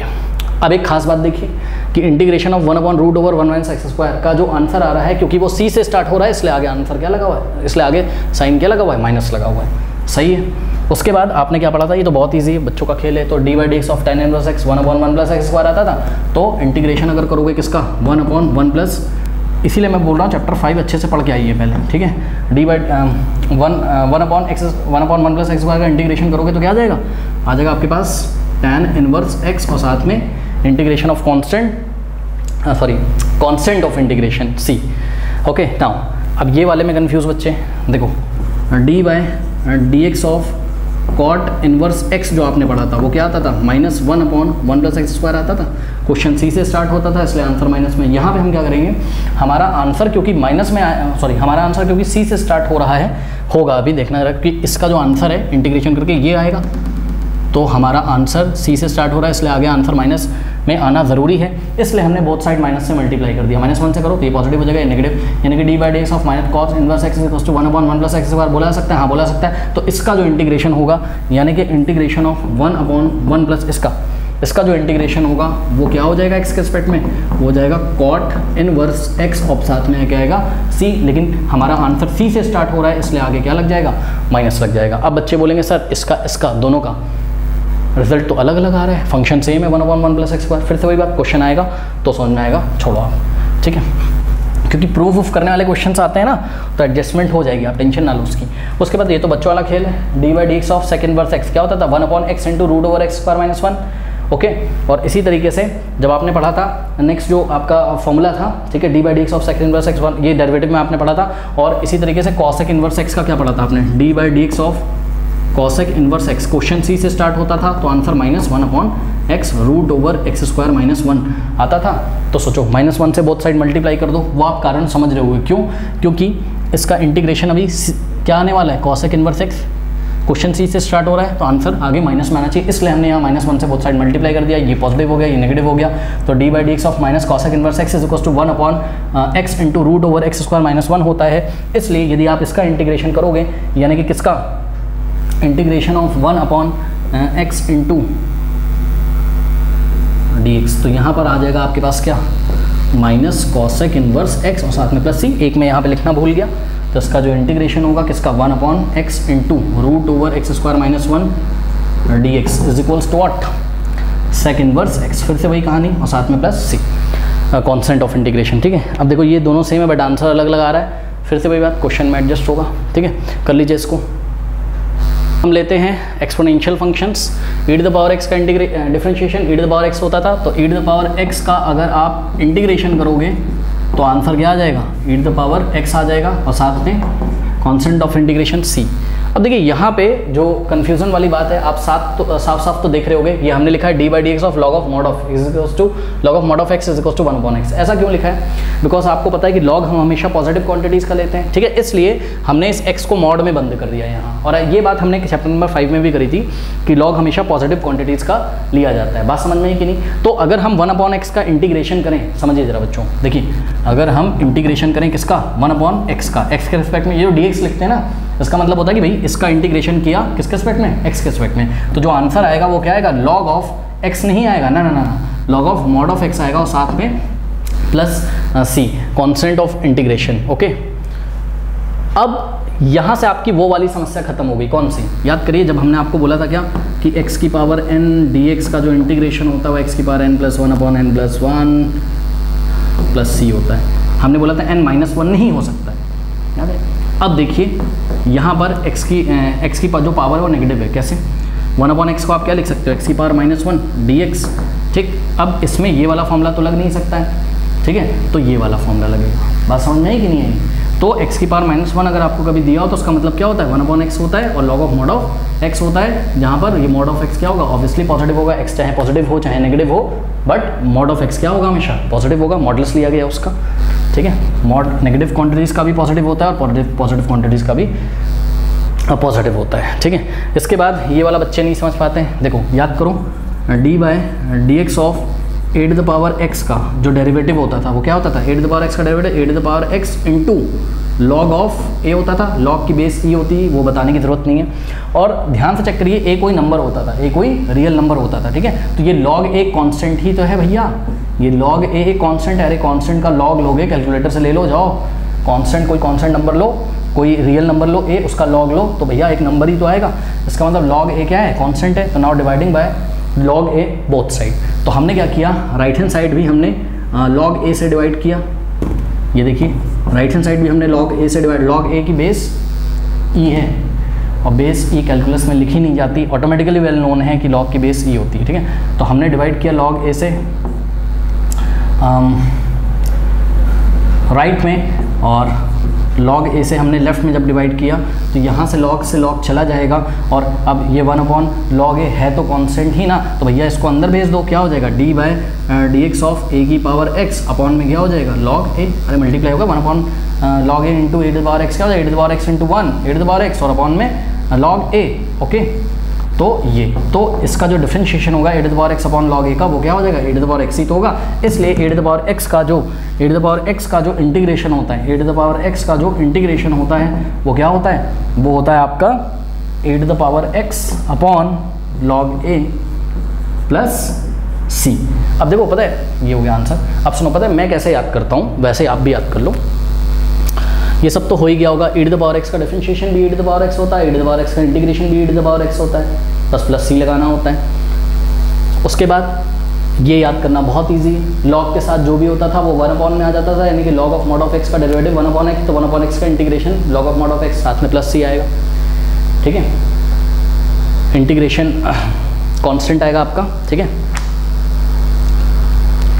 उसके बाद ये वाला बच्चे नहीं याद कर पाते हैं, ये वाला याद करने का तरीका बहुत इजी, कैसे देखो याद करो, जब d/dx of a to the power x हमने आपको पढ़ाया था तो हम आपको कैसे याद कराते थे, a to the power x का जो डेरिवेटिव है वो क्या आता था, a to the power x into में log a करते थे। a to the power x का जब तुम डेरिवेटिव निकालते थे तो a to the power x तो आता ही था, साथ में इनटू में log a करते थे, ठीक। तो यहाँ अगर आपने a to the power x का डिफरेंशिएशन करते time a to the power x में log a को मल्टीप्लाई किया है तो a to the power x का इंटीग्रेशन निकालते टाइम आएगा तो a to the power x, लेकिन क्योंकि आपको पता है कि जो इंटीग्रेशन होता है वो डिफरेंशिएशन का रिवर्स प्रोसेस होता है, तो यदि जब आपने a to the power x का डिफरेंशिएशन निकाला था तो log a से मल्टीप्लाई किया था, तो यहाँ पर जब आप a to the power x का इंटीग्रेशन निकाल रहे हो तो log a से डिवाइड कर दो, वहाँ log a से मल्टीप्लाई, यहाँ log a से डिवाइड लो, याद हो गया, क्या टेंशन है बताओ, याद हुआ कि नहीं। तो a to the power x का integration a to the power x upon log a और साथ में एक आर्बिट्री साथ में कांस्टेंट ऑफ इंटीग्रेशन आएगा कैपिटल C, नोट कर लीजिए। नेक्स्ट है प्रॉपर्टीज ऑफ इनडेफिनेट इंटीग्रल्स, बहुत इजी है, इसमें कुछ नहीं पढ़ना आपको। देखिए जैसे कहीं पे है integration of f of x plus g of x, okay, मतलब यहाँ पर दो फंक्शन का एडिशन किया गया है, ठीक है। तो f of x plus g of x का एडिशन किया गया, अब इसका इंटीग्रेशन करना है, तो it is nothing integration of, क्या कर दो, f ऑफ x dx, मतलब इसका इंटीग्रेशन कर दो पहले f ऑफ x का और प्लस g ऑफ x का इंटीग्रेशन कर दो, बस खत्म कहानी, ठीक है। एक क्वेश्चन करके देखते हैं छोटा सा, इसी पे कुछ नहीं किया है, ठीक है। f of x plus g of x होगा तो इसका इंटीग्रेशन कर दो, इसका इंटीग्रेशन मतलब f ऑफ x का इंटीग्रेशन कर दो, इसका इंटीग्रेशन करने का क्या मतलब है कि इंटीग्रेशन ऑफ, मतलब पहले इंटीग्रेशन का साइन लगाओ फिर dx और उसके बीच में फंक्शन को लिख दो, फिर प्लस इसका इंटीग्रेशन g ऑफ x लिखो, इंटीग्रल का साइन लगाओ, d ऑफ x लिख दो, ठीक है, बहुत इजी है, तो इसमें कोई टेंशन नहीं है। हालांकि बहुत सारी प्रॉपर्टीज़ दी हैं एनसीईआरटी में, वो सब मैं आपको बातों बातों में पढ़ा चुका हूँ, उसमें इतना टेंशन नहीं लेना है, कभी कुछ उससे पूछा जाएगा नहीं और सारी नॉलेज मैं आपको दे चुका हूँ, टेंशन मत लो उसकी, ठीक है। तो देखो integration of f of x plus g of x का हम एक एग्जाम्पल लेते हैं स्टूडेंट्स। मान लीजिए कि हमारे पास क्वेश्चन है sine x plus cos x, ठीक है, ये तो ये हो गया आपका क्या f ऑफ x और ये हो गया आपका क्या g ऑफ x, ठीक है। तो कुछ नहीं करना है, इंटीग्रेट कर दो इसको पहले, यानी कि integration of sine x dx plus same उसी तरीके से जैसे हम डेरिवेटिव को डिस्ट्रीब्यूट कर देते थे एडिशन पे, उसी तरीके से हम इंटीग्रेशन को भी डिस्ट्रीब्यूट कर देंगे एडिशन पे, ठीक है। तो integration of cos x dx, ठीक। अब यहाँ पर क्या होगा, देखिए साइन x dx का इंटीग्रेशन कितना हो जाएगा, साइन x का क्या होगा बताओ बताओ बताओ, साइन किस में चेंज होगा, कॉस में, और आंसर किस में आ रहा है, आंसर सी से स्टार्ट हो रहा है, इसलिए आंसर माइनस में लिखेंगे, तो माइनस कॉस एक्स। अब समझो जरा, इसका इंटीग्रेशन करोगे एक कांस्टेंट भी आएगा, ठीक है, कांस्टेंट ऑफ इंटीग्रेशन भी आएगा, उसको हमने C1 से दिखाया, ठीक, प्लस कॉस एक्स का इंटीग्रेशन, कॉस किस में चेंज होता है, साइन में, तो बस साइन एक्स लिखेंगे, वो भी पॉजिटिव, क्यों, क्योंकि साइन तो एस से स्टार्ट हो रहा है, सी से थोड़ा ना स्टार्ट हो रहा है, इसलिए माइनस नहीं लगाएंगे, और प्लस यहाँ से एक आपका कांस्टेंट आएगा, इंटीग्रेशन ऑफ कांस्टेंट आएगा, उसको हमने C2 बोला। अब एक बात बताओ, C1 भी एक कांस्टेंट है, कोई रियल नंबर, और C2 भी कोई रियल नंबर है, तो C1 प्लस C2 भी तो एक रियल नंबर होगा, यानी कि हम फाइनल आंसर क्या लिख सकते हैं, पहले हमने लिखा साइन एक्स, ठीक है, फिर हमने लिखा क्या माइनस कॉस एक्स, और साथ में हमने लिखा C1 प्लस C2, उसके बाद C1 प्लस C2 की जगह हमने C अज्यूम कर लिया। तो आपको एक ही कांस्टेंट लिखना है, चाहे आपके 10 कांस्टेंट क्यों ना आ रहे हो, क्योंकि सारे कॉन्स्टेंट को जोड़ के एक नया कॉन्स्टेंट आएगा, बस आप लिख दोगे कि where capital C is equal to what C1 plus C2, तो फाइनल आंसर ये रहा। और कैपिटल सी को हम लोग क्या बोलेंगे, कांस्टेंट ऑफ इंटीग्रेशन। और सेकंड प्रॉपर्टी जो है इट इज़ नथिंग भाई इंटीग्रेशन ऑफ, अगर कोई कांस्टेंट के कोई रियल नंबर हो, के क्या है कोई रियल नंबर हो, और ये रियल नंबर यदि मल्टीप्लाई कर रहा हो किसमें, किसी फंक्शन में f ऑफ x में, ठीक है, तो k into F of x का अगर आपको इंटीग्रेशन निकालना है तो क्या होता था, जैसे डेरिवेटिव में करते थे कांस्टेंट बाहर आ जाता था, ठीक उसी तरीके से इस k को जो कि एक रियल नंबर, इसको बाहर ले लो, तो इंटीग्रेशन के साइन के इसको बाहर ले लो, तो इंटीग्रेशन ऑफ ये हो जाएगा k into integration of F of x d x. ठीक है, तो आइए एग्जाम्पल दिखाते हैं तो समझ में आएगा। ठीक है, जैसे कि एग्जाम्पल के तौर पे मान लीजिए इंटीग्रेशन ऑफ k की वैल्यू कुछ भी ले लो यार, आप 4/3 ले लो, चलो, तो integration of 4/3 into sine x है। ठीक है, तो इसका आंसर क्या आएगा 4/3, यहाँ पर k कांस्टेंट है, एक रियल नंबर, इसको बाहर ले लो, तो 4/3 को हमको बाहर ले लेना है सिंपली बस, और यहाँ पर क्या आ जाएगा साइन एक्स डी एक्स का इंटीग्रेशन कर दो 4/3, ठीक है, इंटू साइन एक्स मल्टीप्लाई है इंटू, मतलब ये जो कुछ भी है ये 4/3 में मल्टीप्लाई होगा, इसका जो आंसर आएगा, इसका जो इंटीग्रेशन आएगा वो 4/3 में मल्टीप्लाई होगा। तो साइन का क्या होता है माइनस कॉस एक्स, ठीक है, ये होता है। ठीक, और प्लस का क्या आएगा, प्लस का यहाँ पर c आएगा, प्लस का आएगा यहाँ पर कोई कांस्टेंट C1, करेक्ट, तो ये हो जाएगा क्या minus 4/3 into minus cos x, तो माइनस 4/3 कॉस एक्स। अब देखो 4/3 इंटू C1, भैया 4/3 इंटू C1 भी तो कांस्टेंट होगा, तो हमने उसको कैपिटल C लिख दिया और हमने बता दिया कि where capital C is equal to what 4/3 C1। तो हम लोग जल्दी जल्दी बाजी में क्या किया करेंगे, अभी आप देखोगे डायरेक्ट हम फटाफट आंसर लिखा करेंगे, हम सीधे C लिखा करेंगे, ये सब नहीं दिखाएंगे कि 4/3 यहाँ मल्टीप्लाई हो गया है ना, तो ये सब क्वेश्चन करते करते आ जाएगा, आप ज़्यादा टेंशन मत लीजिए। तो ये दो बस सिंपल प्रॉपर्टी थी, इसको आप नोट कर लीजिए। एग्जाम्पल नंबर 1 लेते हैं। एग्जाम्पल नंबर 1 में आपको बोल रहा है right and anti derivative of each of the following functions using the method of inspection. अब देखिए ये मेथड ऑफ इंस्पेक्शन क्या होता है ये मैं आपको बता दूं, वैसे तो ये एग्जाम में क्वेश्चन नहीं आता है मेथड ऑफ इंस्पेक्शन का, कभी भी मैंने नहीं देखा, पर फिर भी मेथड ऑफ इंस्पेक्शन में हम क्या करते हैं, हम थोड़ा सा सोचते हैं अपने दिमाग में कि भाई किस तरीके से हम इसका एंटी डेरिवेटिव निकालें। मतलब समझो जरा, मतलब समझो, मतलब ये मैं कहना चाहता हूँ कि भाई cos 2x का अगर आपको क्या निकालना है एंटी डेरिवेटिव, तो सोचो d/dx किया गया होगा किसी फंक्शन का, यहाँ पर किसी फंक्शन का d/dx किया गया होगा तभी तो cos 2x आया होगा। तो cos 2x का जो एंटी डेरिवेटिव होगा, एंटी डेरिवेटिव जो होगा वो यही f ऑफ x होगा। इसी f ऑफ x को आपको दिमाग लगा के ढूंढना है, इसी को हम बोलते हैं मेथड ऑफ इंस्पेक्शन। तो अगर आप थोड़ा सा सोचें तो थोड़ा सा सोचने के बाद आपको ये पता चलेगा कि भाई यहाँ पे देखो इस f ऑफ x का डेरिवेटिव क्या आ रहा है, cos 2x आ रहा है, तो भाई किसका डेरिवेटिव cos होता है, सोचो साइन का होता है, यानी कि थोड़ा सा इंस्पेक्शन करके आपको ये पता चलेगा कि sin 2x अगर हम ले लें, इस f ऑफ x की जगह अगर हम क्या ले लें sin 2x, तो d/dx ऑफ sin 2x क्या होता है cos 2x। लेकिन ध्यान से देखिए d/dx ऑफ sin 2x जब आप करोगे तो पहले पूरे करोगे तो साइन का डेरिवेटिव आ जाएगा cos 2x, भैया 2x का करोगे तो 2 भी तो मल्टीप्लाई होगा यहाँ पर, है ना। लेकिन आपको आंसर क्या लाना है, आपको तो केवल cos 2x लाना है, तो बोथ साइड 2 से डिवाइड कर दो, तो 2 से राइट में डिवाइड कर दिया और 2 से लेफ्ट में। 2 से डिवाइड करने का मतलब 1/2 से मल्टीप्लाई करना होता है, तो 1/2 से लेफ्ट मल्टीप्लाई किया, 1/2 से राइट में। यहाँ 2 से 2 गया तो देखो यहाँ से 2 से 2 हट गया, ठीक है। अब आपको समझ में आ गया कि 1/2 को 1/2 into d/dx of sin 2x क्या है cos 2x, यानी कि इस 1/2 को हम यहाँ मल्टीप्लाई भी तो कर सकते हैं, यानी कि d/dx ऑफ क्या 1/2 into sin 2x is equals to what cos 2x। आ गया कि नहीं आ गया, इसका मतलब कि जो cos 2x है उसका एंटी डेरिवेटिव क्या है 1/2 sin 2x है। ओके, तो आप अपनी बुक में लैंग्वेज देख लीजिएगा, the anti derivative of cos 2x is what 1/2 sin 2x। ठीक, अब कुछ बच्चे ये बोलेंगे सर इसका एंटी डेरिवेटिव 1/2 sin 2x आया, प्लस c क्यों नहीं लिखा, लिख सकते हो यार, क्योंकि हम यहाँ पर कोई भी आर्बिट्री कॉन्स्टेंट c अपने मन से जोड़ सकते थे, ठीक है। नहीं लिखा हुआ है बुक में, ना लिखो मेथड ऑफ इंस्पेक्शन में, क्योंकि आपको एक एंटी डेरिवेटिव बताना है ना, तो हमने एक एंटी डेरिवेटिव बता दिया, इसका एक एंटी डेरिवेटिव ये रहा, बहुत सारे एंटी डेरिवेटिव है, +4 लिख दो आगे, +5 लिख दो, क्योंकि वो जो +5 +4 लिखोगे उसका डेरिवेटिव तो 0 हो जाएगा ना।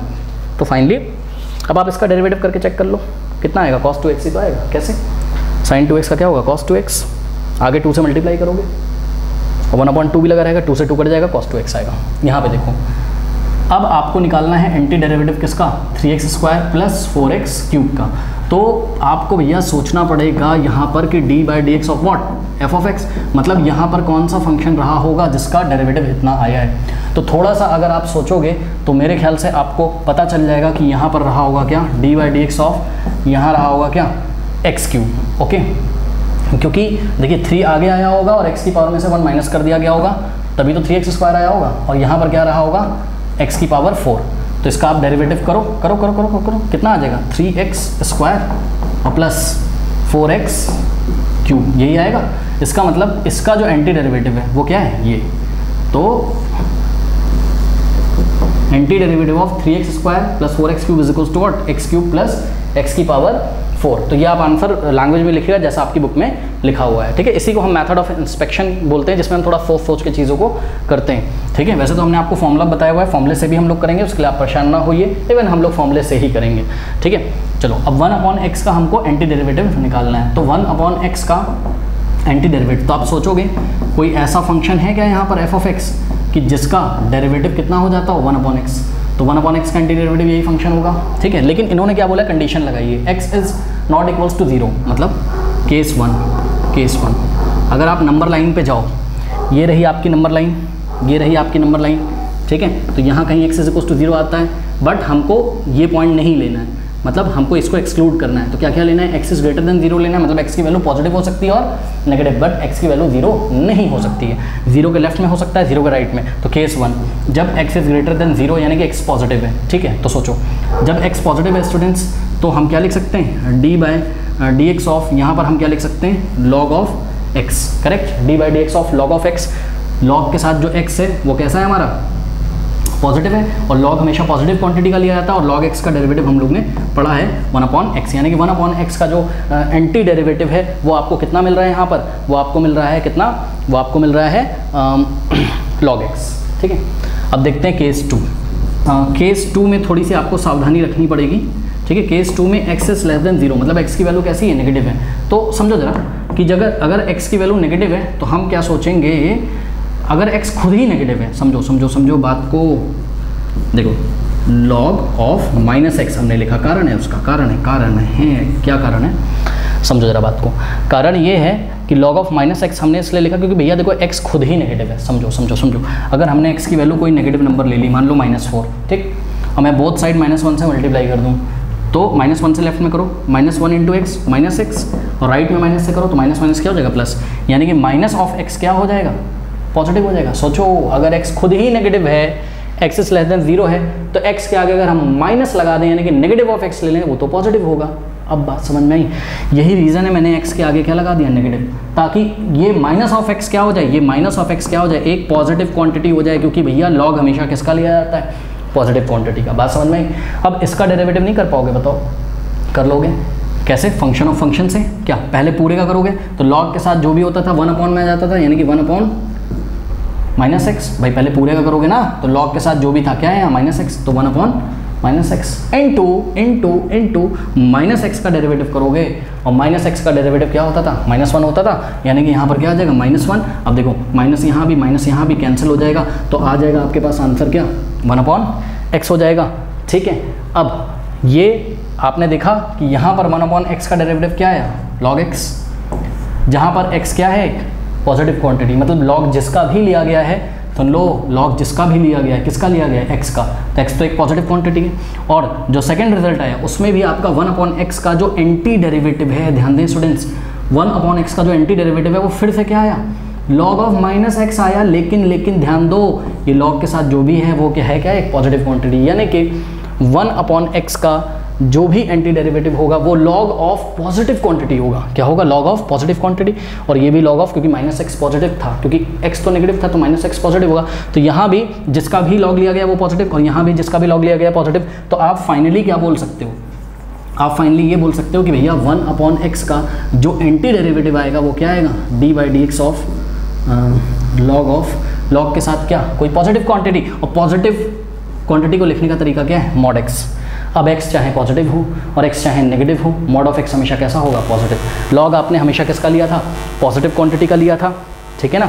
इसलिए हमने फाइनल आंसर किया कि 1/x का जो एंटी डेरिवेटिव होगा स्टूडेंट्स वो क्या होगा, log of mod of x। तो अब आप फाइनल आंसर क्या लिखोगे कि और आप अपनी बुक में देखिए लैंग्वेज कैसे लिखता है, लैंग्वेज लिखता है कि one of the anti derivative of 1 upon x is log of mod of x, one of the anti derivative. ऐसे करके आंसर पता है क्यों लिखता है, क्योंकि बहुत सारे आंसर्स हो सकते हैं, यहाँ पे आप प्लस सी भी तो कर सकते हो, तो हमने एक ही आंसर दिया है, ठीक है, तो उसको आप कर लीजिए। Now students, question number example number 2 NCERT का पार्ट 1 कह रहा है कि आप अपनी बुक देखिए, कह रहा है find the following integrals. In integrals को हमको फाइंड करना है, तो हमने क्या किया, हमने इसको पहले ब्रैकेट में बंद किया, ठीक है। अब क्लास 12th में हो, इतना तो सभी बच्चों को पता होगा कि ये जो एक्स स्क्वायर है इसको हम एक्स क्यूब के नीचे भी दे सकते हैं, इसको हम ऐसा लिख सकते हैं x cube upon x square, और फिर -1 के नीचे भी दे सकते हैं, ठीक है ना। इसको हमने स्प्लिट कर दिया, एक्स स्क्वायर को यहाँ भी दे दिया। अरे भाई अगर ऐसा लिखा होता 2 + 3 अपॉन 4, तो 4 को आप इसके नीचे भी लिखते और 3 के नीचे भी स्प्लिट कर देते 4 को, है ना, दोनों को दे देते। तो हमने एक्स स्क्वायर को हमने दोनों को दे दिया, ठीक है। अब क्या हो जाएगा, ये हो जाएगा नेक्स्ट स्टेप में, इसको ब्रैकेट में रखिए भी, देखिए x cube upon x square, ठीक है। एक्स स्क्वायर से एक्स स्क्वायर, एक्स क्यूब को आप क्या लिख सकते हो, x square into x, x square से एक्स स्क्वायर कैंसिल, एक्स बचा तो एक्स माइनस, अब देखो यहाँ क्या हो गया, एक्स स्क्वायर ऊपर जाएगा तो एक्स की पावर -2 हो जाएगा, एक्स स्क्वायर ऊपर जाएगा तो एक्स की पावर -2 हो जाएगा, एक्स की पावर -2 इंटू 1, एक्स की पावर -2 ये। अब आपको हमने प्रॉपर्टी बताई थी क्या, कि अगर f of x plus g of x हो या माइनस जी ऑफ एक्स हो, तो इसका भी इंटीग्रेशन करना है और इसका भी, तो simply integration of x d x, फिर देखो यहाँ माइनस लगाओ तो माइनस लगा देना, प्लस लगाओ तो प्लस लगा देना, माइनस इंटीग्रेशन ऑफ एक्स की पावर -2 डी एक्स। अब यहाँ कौन सा फॉर्मूला लगेगा, ये x लिखा है यानी कि x की पावर 1 है, ठीक। तो आपने फॉर्मूला पढ़ा है क्या, आपने फॉर्मूला पढ़ा है x की पावर n dx। ये इंटीग्रल क्या होता है, x की पावर n + 1 अपॉन n+1 और प्लस क्या आता है, कांस्टेंट c आता है, ठीक है। तो इसी तरीके से यहाँ पे करोगे, और ध्यान रखना है आपको जो n है वो -1 नहीं होना चाहिए। तो यहाँ पे जो n है वो कितना है, 1 है। कुछ नहीं करना है, मैंने आपको बताया था x की पावर में 1 ऐड कर दो, जब आप x का इंटीग्रेशन करोगे तो x की पावर में 1 ऐड कर दोगे, तो 1 + 1 कर दिया आपने यहाँ, 1 + 1, और जो आ जाएगा उसी से डिवाइड कर दोगे, यानी कि 1 + 1 से डिवाइड कर दोगे, यानी कि 2 से डिवाइड कर दोगे, तो एक्स स्क्वायर अपॉन 2, और एक यहाँ पर क्या आएगा, कांस्टेंट ऑफ इंटीग्रेशन c1 आएगा, फिर माइनस लगाया, ठीक है, और इसको आप ब्रैकेट में सॉल्व करिएगा। एक्स की पावर -2 है, तो कुछ नहीं करना है, एक्स की पावर -2 में 1 ऐड कर देंगे, और जो आ जाएगा उसी से डिवाइड कर देंगे, और एक कांस्टेंट आ जाएगा c2, ठीक। अब इसको सॉल्व करते हैं तो क्या आ जाएगा, देखिए भाई एक्स की पावर यहाँ -2 था ना, -1 थोड़ी ना था, तो वो वाला फॉर्मूला में लगा सकता हूँ।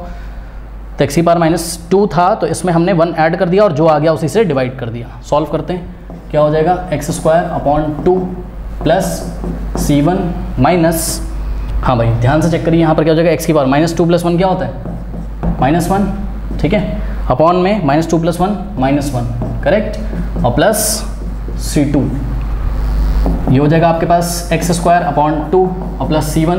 अब ध्यान दें, ये माइनस में नीचे लगाऊं या ऊपर लगाऊं, बात क्या है, सेम है, ठीक।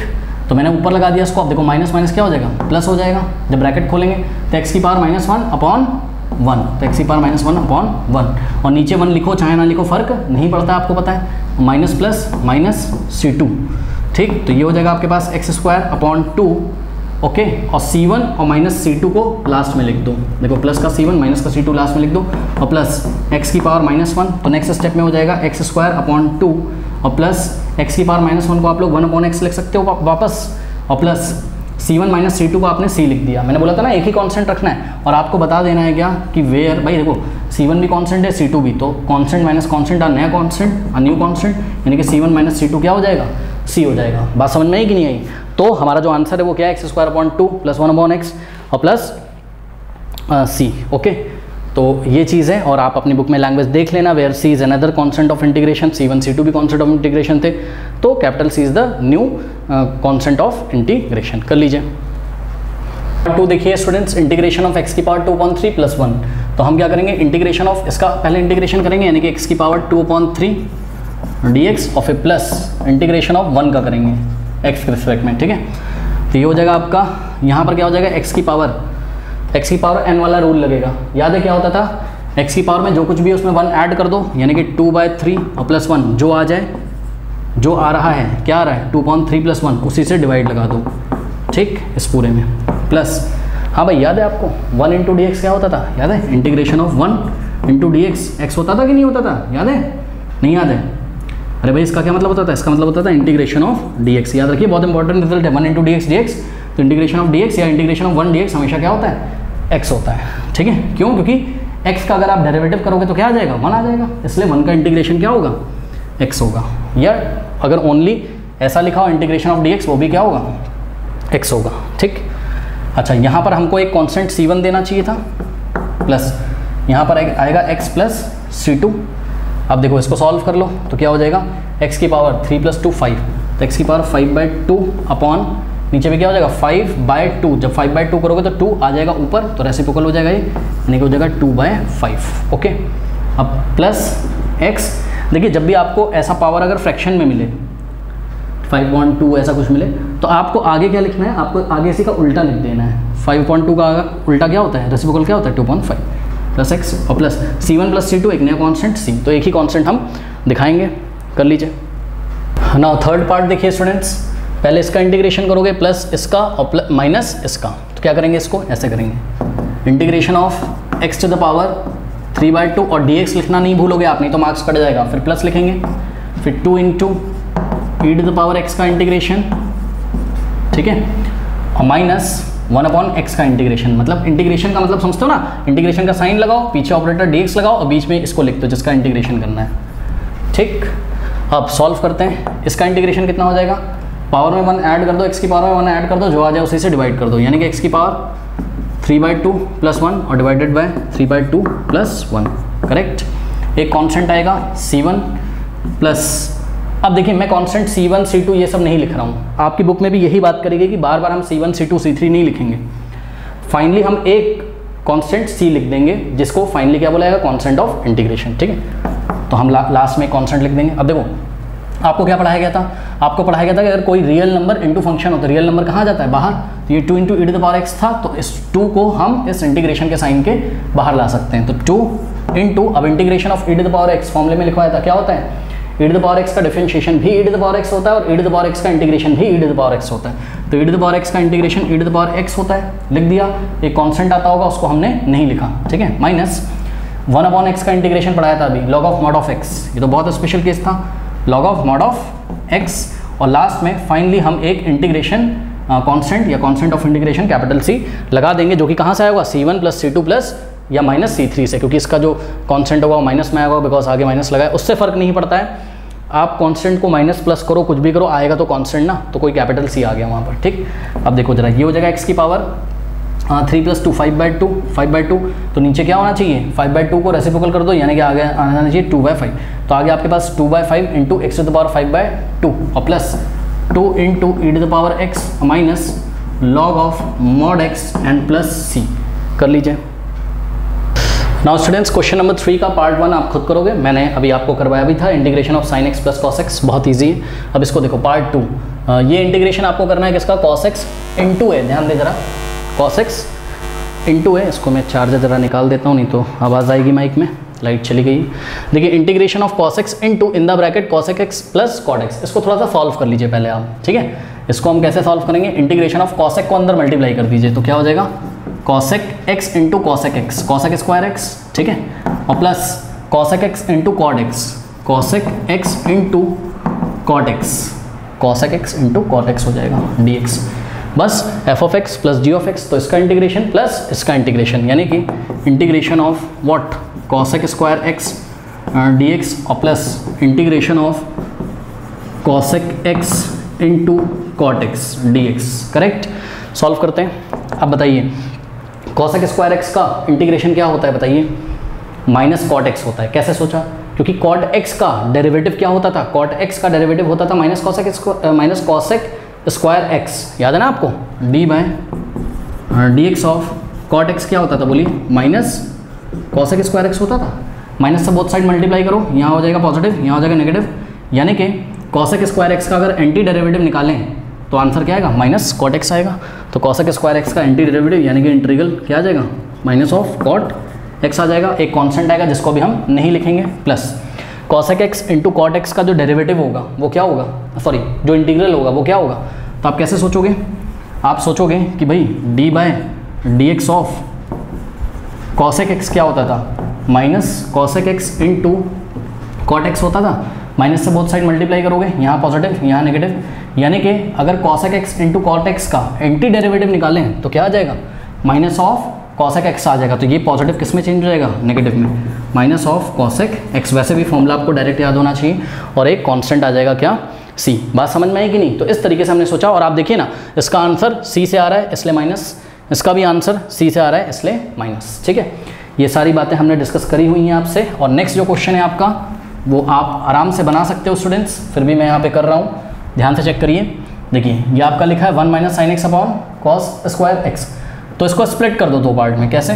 Integration of 1 upon cos square x, 1 upon cos square x. और क्यों स्प्लिट कर रहे हैं? बिकॉज स्प्लिट करने के बाद आप क्या देखोगे, आप ये देखोगे कि आपको कुछ ऐसा मिल जाएगा जिसका फॉर्मूला आपको पता है। फिर माइनस क्या हो जाएगा, sine x upon cos square x, और कॉस स्क्वायर एक्स को आप cos x into cos x लिख सकते हो कि नहीं लिख सकते हो? ठीक है, ये अब ऐसा हमने क्यों किया, देखिए integration of 1 upon cos square sec square x होता है, 1 अपॉन कॉस सेक, तो 1 upon cos square sec square x, minus देखो साइन अपॉन कॉस तो क्या हो जाएगा, tan, ये हो गया tan x।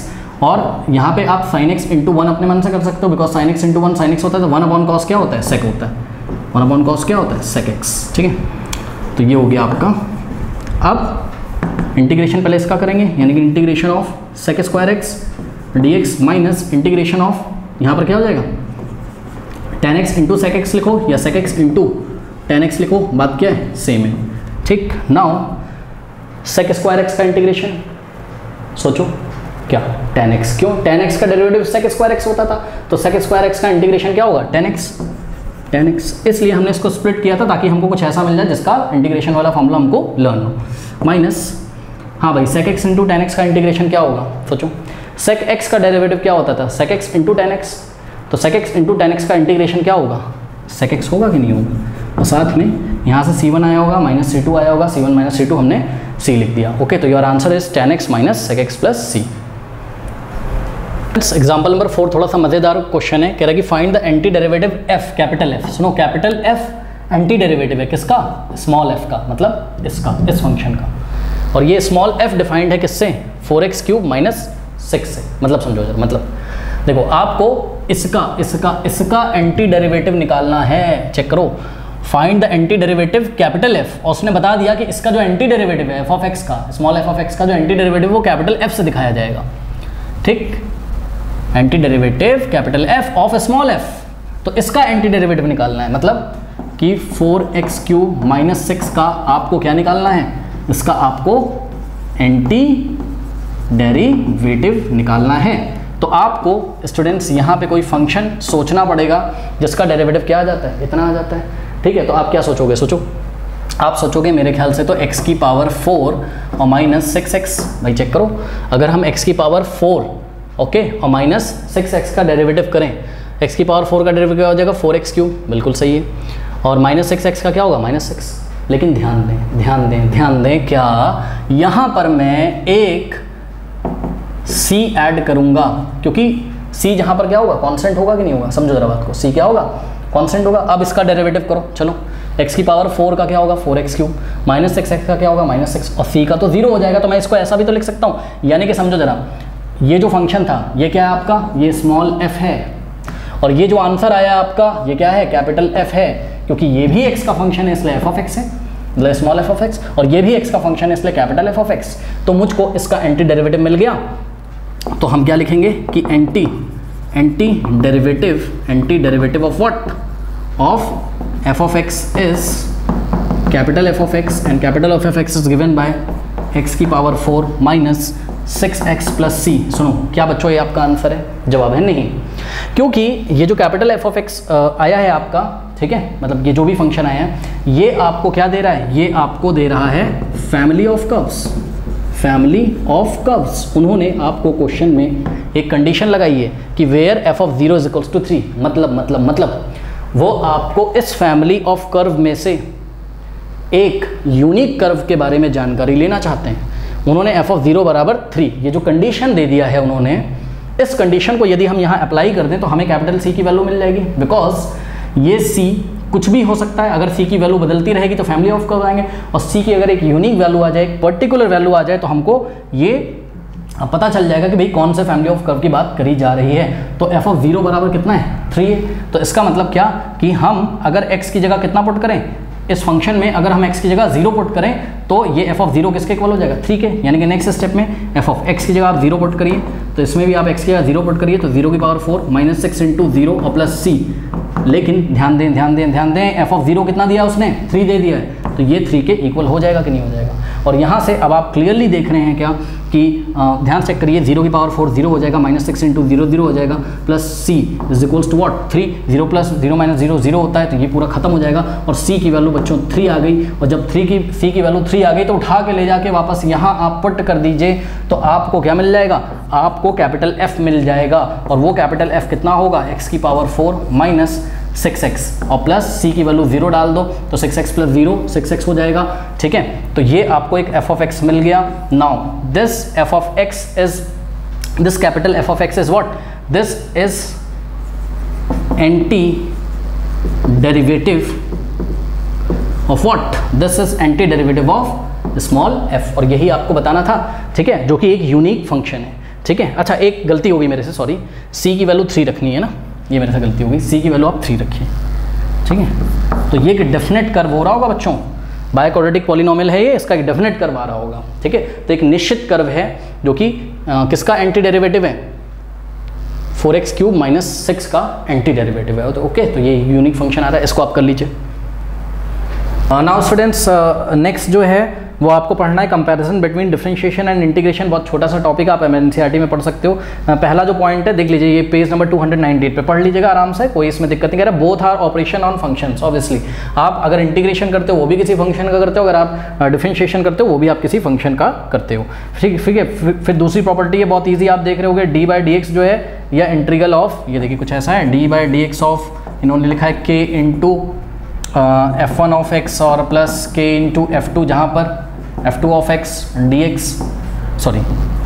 ठीक है, तो ये k क्या है, कोई रियल नंबर है, तो ये जो डेरिवेटिव है ये इस पर डिस्ट्रीब्यूट हो जाता था, याद है। इसको आप क्या लिखते थे, सपोज ये k1 है और ये k2 है, तो उसको आप क्या करते थे, k1 into D by D x of f1 of x और plus k2 into D by D x of. तो ये सब बच्चों वाला खेल है, इसमें कुछ ऐसा खास है नहीं, सब कुछ मैंने आपको बता दिया। सेकंड वाला आप खुद देख लीजिएगा, इसी तरीके से हम इंटीग्रेशन में भी करते हैं। अगर इंटीग्रेशन होता है तो इसका करते हैं और प्लस इसका करते हैं, और ये जो k1 k2 है ये इंटीग्रेशन के सिंबल के बाहर आ जाता है कॉन्स्टेंट। ओके, फिर तीसरा जो पॉइंट है, कह रहा we have already seen that all the function are not differentiable, similarly all the function are not integrable. ठीक है, हमने पढ़ा था कि हर एक फंक्शन डिफरेंशिएबल नहीं होता है, जैसा कि याद है आपको, मॉडुलस ऑफ x जो था वो x इक्वल टू 0 पर डिफरेंशिएबल नहीं था। इसी तरीके से हर एक फंक्शन का हम इंटीग्रेशन भी नहीं निकाल सकते हैं। ठीक है, और ये सब हम हायर क्लासेस में पढ़ेंगे जैसा इन्होंने बताया है। फोर्थ पॉइंट है, कह रहा है कि the derivative of a function where it exist is a unique. Okay, किसी फंक्शन का डेरिवेटिव तो यूनिक होता है, बट किसी फंक्शन का इंटीग्रेशन यूनिक नहीं होता है। आपने देखा जब हमने इंटीग्रेशन निकाला तो वहाँ कैपिटल C आता है, यानी कि एक इंटीग्रेशन ऑफ कांस्टेंट आता है, और जो आंसर आता है वो फैमिली ऑफ कर्व्स को दिखाता है। ठीक है, अगर हम C की वैल्यू बदलते रहें, जो हमारा कांस्टेंट आता है, कांस्टेंट ऑफ इंटीग्रेशन C, उसकी वैल्यू बदलते रहें तो हमको अलग अलग आंसर मिलते रहेंगे, इसलिए इंटीग्रेशन यूनिक नहीं होता, ये मैंने आपको बताया भी था। उसके बाद कह रहा है कि when a polynomial of function p is differentiated, the result is a polynomial whose degree is 1 less than that of the polynomial p। बहुत इजी है, ये सब बातें फालतू की बातें हैं। अगर हम किसी पॉलिनोमियल का डेरिवेटिव निकालते हैं तो ये देखिए आ गया क्या, ये क्वाड्रेटिक था, अब लीनियर आ गया, मतलब इसकी डिग्री 2 है, इसकी डिग्री कितनी 1 है। और अगर हम इसी का क्या करें, या इसी का अगर हम इंटीग्रेशन करें, ठीक है, तो जो आंसर आएगा वो आएगा x की पावर 4। भाई पावर में 1 ऐड कर दोगे, जो है इसे डिवाइड कर दोगे, तो आपको एक ऐसा पॉलिनोमियल मिलेगा जिसकी डिग्री इससे 1 ज़्यादा होगी।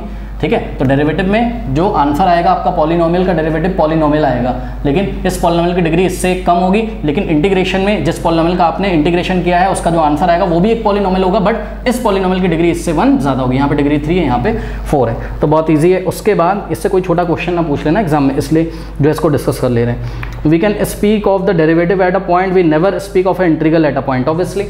ठीक है, डेरिवेटिव एट अ पॉइंट मतलब किसी कर्व के किसी पॉइंट पे आप डेरिवेटिव की बात कर सकते हो, D Y by D X की बात कर सकते हो, यानी कि स्लोप ऑफ द टेंजेंट की आप बात कर सकते हो, बट इंटीग्रल किसी पॉइंट पे नहीं निकाला जाता है, या तो इंटीग्रल किसी इंटरवल में निकाला जाता है, जो हम आगे सीखेंगे। ओके, और